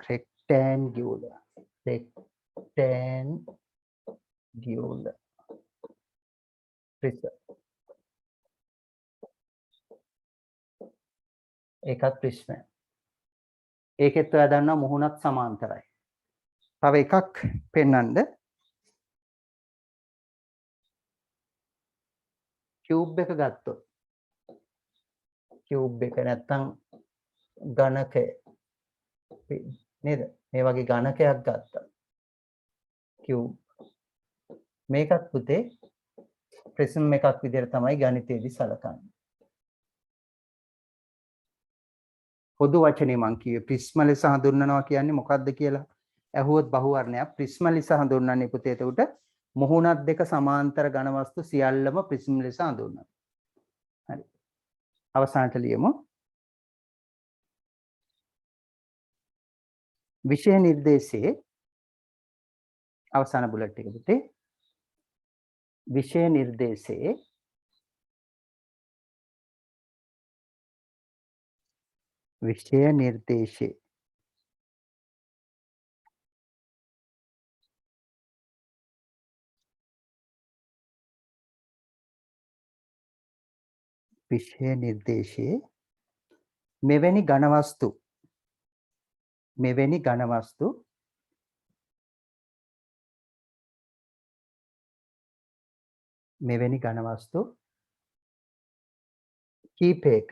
මෙවැනි ඝන වස්තු කීපයක වර්ගඵල හා පරිමා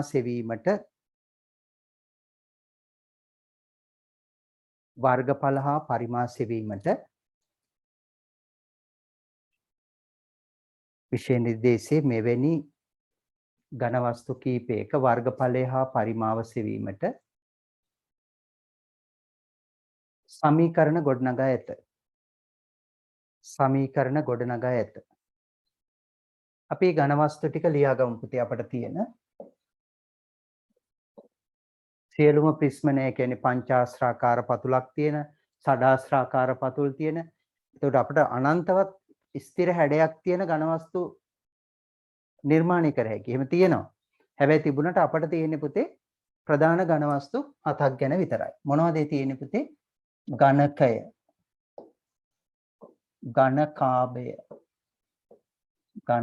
ඝනකාභය. අය මොනවද තියෙන්නේ පුතේ? අය තියෙන්නේ සිලින්ඩරය.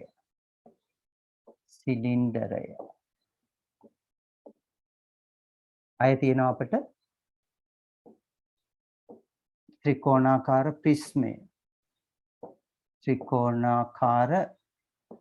ප්‍රිස්මය. ඊට පස්සේ අපිට තියෙනවා පිරමීඩය. පහයි. අය තියෙනවා අපිට කේතුව.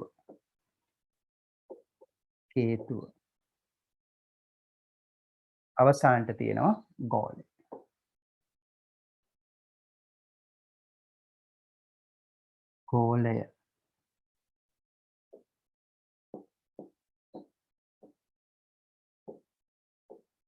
මේ පිරමීඩයේ යටතේම පුතේ අපි චතුස්තලයක් කතා කරනවා. පිරමීඩයේ සමානයි චතුස්තලය නෙමෙයි, පිරමීඩයේ යටතේම චතුස්තලයක් කතා කරනවා. ඔන්න ඔය ආකාර 7 තමයි විෂය නිර්දේශය ඇතුළත් වෙන්නේ. ඒතර මේ වෙනකොටත් O level වලට ඔයාලා මේ 7ේම වර්ගඵල පරිමා හොයන්න ඉගෙනගෙන තියෙනවා. හැබැයි O level ගානට වඩා අපේ දෙන ගාන ටිකක් සංකීර්ණයි. කාලයත් එක්ක යුද්ධයක් ඔයාට අල්ලන්න තියෙනවා. නැත්නම් දැන් හිතා ඉන්නේ O level සිලබස් එකම ඕ. සිලබස් එක කියන්නේ අන්තර්ගතයේ O level හා සමානයි. හැබැයි ඒ උනාට ගණන් දෙද්දි ඊට වඩා ටිකක් සංකීර්ණ නේද? ඉහළට දාලා ඊට වඩා කාලය යන වේගය හදා ගන්න ඕන ගණන් ටිකක් තමයි දෙන්නේ. නැත්නම් ඒවමයි. වෙනසක් නැහැ නේ. ඉතින් O level වලට ගෝලයක පරිමාවයි වර්ගඵලයේ වුණා A level වලට එද්දිනිත් ඒක වෙනස් වෙන්නේ නැහැ. සූත්‍රය ලෙසමයි, ව්‍යුත්පන්න කිරීමේ ලෙසමයි. හැබැයි දෙන ගාන ඊට වඩා සංකීර්ණයි. එච්චරයි වෙනස. එහෙනම් මෙන්න මේ ඝන රූප ටික නැත්නම් මේ ඝන වස්තු ටික අපි එකෙන් එකට යමු. එහෙනම් පළවෙනි එකම ලියා ගමු. මොකද්ද පුතේ? 40 හරිද? ඝනකයක මතු පිට වර්ගඵලයේ සෙවීම. පාඩම් කරන්න ලේසිනේ පිළිවෙලකට දුන්නාම මේක. ඝනකයක මතු පිට වර්ගඵලයේ සෙවීම. මේ ටික ලියලා ඉවරද කියන්නකො පුතේ? ප්‍රෙසෙන්ට් කරන්න පුතේ. ජනිත හරි නේද?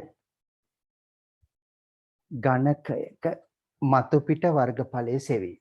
අපි එහෙනම් ඔන්න පළවෙනි එකට යනවා. ඝනකයක මතු පිට වර්ගඵලය. ඝනකයට ඉංග්‍රීසියෙන් කියන්නේ මොකද්ද පුතේ? කියුබ් කියලා. ඝනකයට පැති කීයක් තියෙනවද? ඝනකයක පැති තියෙනවා, කියුබ් එක තියෙනවා පැති 6ක්. ඒතර වර්ගඵලය හොයන්නේ කොහොමද? එක පැත්තක වර්ගඵලය හොයලා ඒක 6න් වැඩි කරාම ඝනකයක වර්ගඵලය එනවා. බොහොම සරලයි නේද? මාතෘකාව ලියා ගන්න පුතේ ඝනකයක වර්ගඵලය. කියුබ්.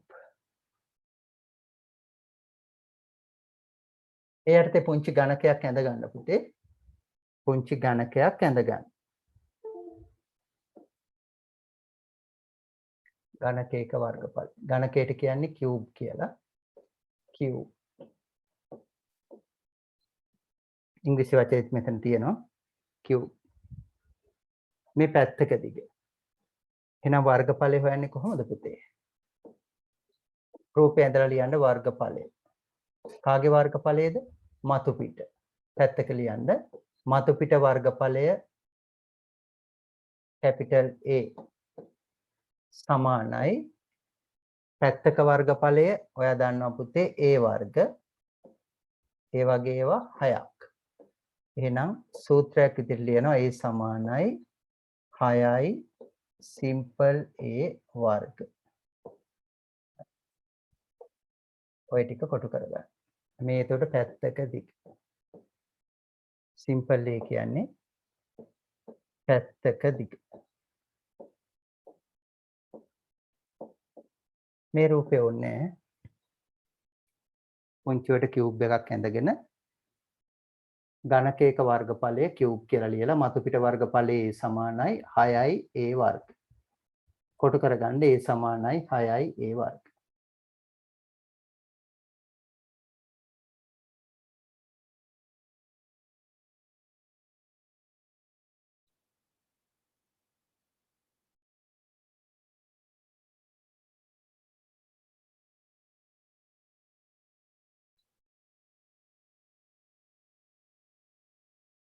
එක් මුහුණතක වර්ගඵලය 6න් වැඩි වෙනවා නේද? ඒක තේරෙනවනේ. හරි. අපි ඊළඟට බලමු ඝනකාභයක. මේක හරිද පුතේ? ඝනකාභයක්. ඝනකාභයට මොකක්ද ඉංග්‍රීසියෙන් කියන්නේ? කියුබොයිඩ් කියලා. ඝනකයට කියුබ්, ඝනකාභයට කියුබොයිඩ්. දෙවෙනි එක එහෙනම් ලියමු ඝනකාභයක මතු පිට වර්ගඵලය. හරි කිව්වනේ. ඝනකාභයට යමු ඊළඟට 2.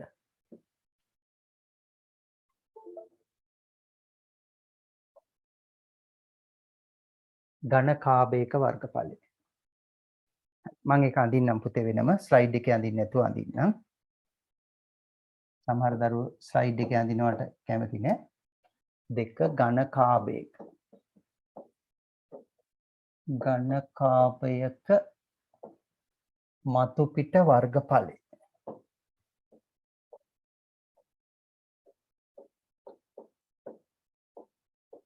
ඝනකාභයට ඉංග්‍රීසියෙන් කියන්නේ කියුබොයිඩ්.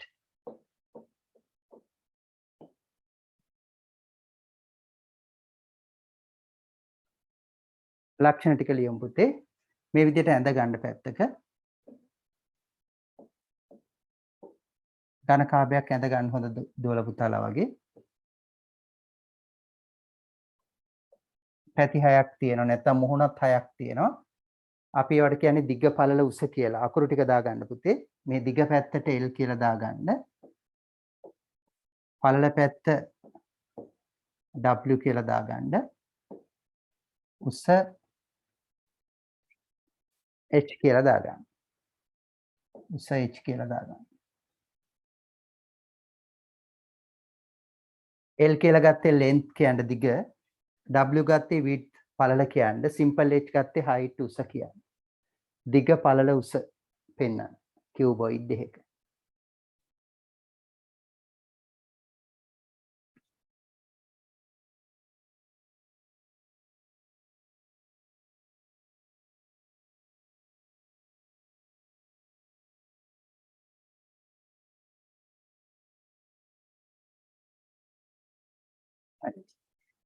ලක්ෂණ ටික ලියමු පුතේ. ලක්ෂණ ටික ලියමු පැත්තක බුලට් දාලා. ඝනකාභයක ලක්ෂණ ටික ලියමු. මුහුණත් 6කි සම්මුඛ මුහුණත් සමාන වේ. මුහුණත් 6කි සම්මුඛ මුහුණත් සමාන වේ. මුහුණත් 6යි. මුහුණත් 6කි සම්මුඛ මුහුණත් සමාන වේ. සම්මුඛ මුහුණත් සමාන වේ. සම්මුඛ මුහුණත් දෙක සමාන. තව මොනවද පුතේ? දෙවෙනි බුලට් එක. එම මුහුණත් සමචතුරස්‍ර හෝ ඍජු කෝණාශ්‍ර වේ.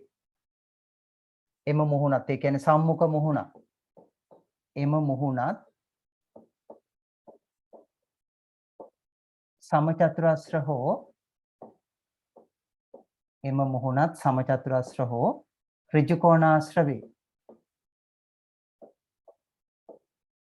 එම මුහුණත් සමචතුරස්‍ර හෝ ඍජු කෝණාශ්‍ර වේ.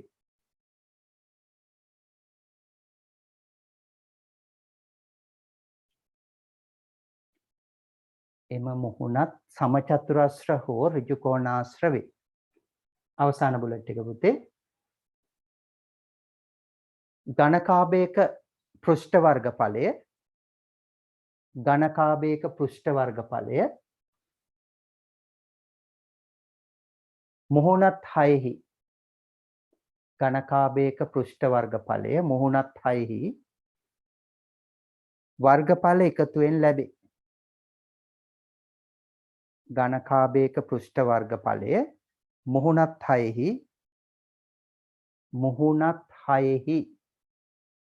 වර්ගඵල එකතුවෙන් ලැබේ.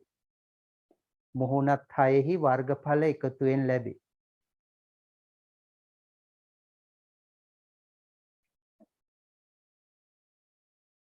ඒකේ සූත්‍රය ලියමු පුතේ.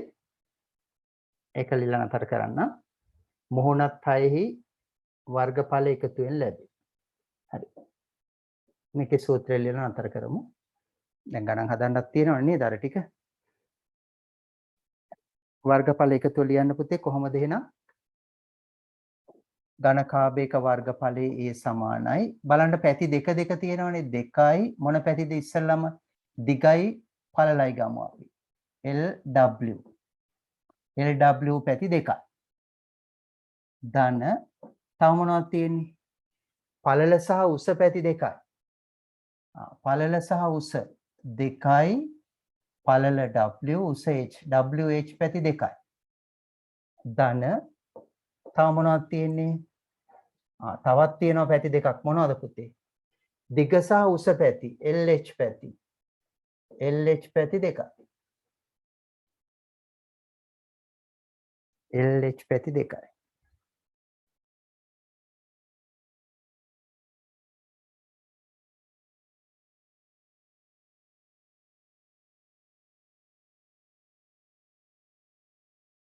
නේද? ඔන්න එතකොට ඝනකාභයක පෘෂ්ඨ වර්ගඵලය සඳහා සූත්‍රය. ඝනකාභයක මතු පිට පෘෂ්ඨයේ වර්ගඵලය සඳහා වන සමීකරණමය සම්බන්ධයක් ලියනවා නම් ඔය විදිහටයි ලියන්න ඕන වෙන්නේ. ඊළඟ මාතෘකාව ලියලා නතර කරන්නම් පුතේ. මොකද ගොඩාක් සටහන් ලියන්න ගියාම එපා වෙනවා ගණිතේ. ගණන් තමයි හදන්න ඕනේ. ඒ නිසා දැන් හොඳ දරුවෝ වගේ පාඩම ඉවරුණා කියලා නිකන් ඉන්න එපා. වෙන පන්තියක් මේ වෙලාවට නැත්තම් අර එහොප් පේපර් එකේ පුතේ ගණන් 3 හදන්න. 3ක් හැදුවා 3ක් තියෙනවා. ඒතර ඒ 3 හදලත් මදි. තව තියෙනවා පේපර් එකක් කොල්ලන්ට කෙල්ලන්ට. මොකක්ද මේ පේපර් එක?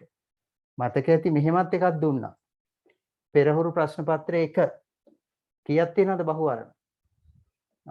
මේ ඔක්කොම බහුවර්ණ. බහුවර්ණ වුණාට ඉතින් ගණන් හදන්න එපා. බහුවර්ණ තියෙනවා පුතේ කොච්චරද? බහුවර්ණ තියෙනවා මං හිතන්නේ 30කට වැඩි. කීයක් තියෙනවද බලන්න? 23යි 24යි 27යි 28ක් තියෙනවා. බහුවර්ණ 28ක් තියෙනවා. ඔන්න වැඩි. හැබැයි ඒකෙන් දැන් කරන කොටස මේ හරිය. ඉතින් මේකේ 15ක් 20ක් තියෙනවා දැන් හදන්න පුළුවන්. ඒවා 20ට එනකල් හද හැකි පුතේ. මේ 20ට එනකල් මත දරුවාගේ හදන්න ඕන. පුළුවන් වෙන්න ඕනේ. හරි. එහෙනම් ඔන්න සතියේටම වැඩ නැහැ කියලා එහෙම බයින්න එපා. පේපර් දෙකක් දැන් දාලා තියෙනවා. දැන් මේ වෙලාවෙත් විනාඩි 5ක් කලින් අතර කරා කියලා බයින්න එපා. මොකද හේතුව ලොකු කොටසක් අවසන් කරලා තියෙන්නේ. දැන් ඔයාලගේ අර පිටු දෙකක් අරපු එකේ අර ගණන් ටික දැන් හදන්න ඕනේ. මං හරියටම 9යි 10 වෙද්දි උත්තර ටික එවනවා. 10 වෙද්දි උත්තර ටික එවනවා. ගෲප් එකට දානවා. එතකොට චෙක් කරලා බලලා නිදා ගන්න. හරි. එහෙමනම් අද දවසට නවතිනවා පුතේ. විතර මේ වීඩියෝ එකත් YouTube දානවා ගැටලුවක් නැහැ. ඊළඟ සතියේ ඉඳලා පුතේ සිප්පින් platform එක හරහා තමයි ඔයාලා log වෙන්නේ. හරි නේද පුතේ? link එකේ තුඩ සිප්පින් එක හරහා ගිහිල්ලා ඔයාලට නරඹන්න වෙන්නේ. එහෙමනම් ලබන සතියේත් සුපුරුදු විදිහට බ්‍රහස්පතින්දා උදෑසන පන්තියත් මිනුම් පාඩමත් ඒ වගේම හවස පන්තියේ මිනිතේට අදාළ පාඩමත් අපි ක්‍රියාත්මක වෙනවා. ඒ වගේම මිනුම් උපකරණ පාඩමට සම්බන්ධ වෙන දරුවෝ අනිවාර්යෙන් පුතේ අපි අලුත් කොටස ඒ කියන්නේ මිනුම් උපකරණ කියන කොටස පටන් ගන්නෙ. ඒ නිසා මුල ඉඳලම ඒ ටිකට රැඳී සිටින්න. එහෙමනම් සියලු දෙනාට සුබ දවසක් සුබ රාත්‍රියක් පරිස්සමෙන් ඉන්න.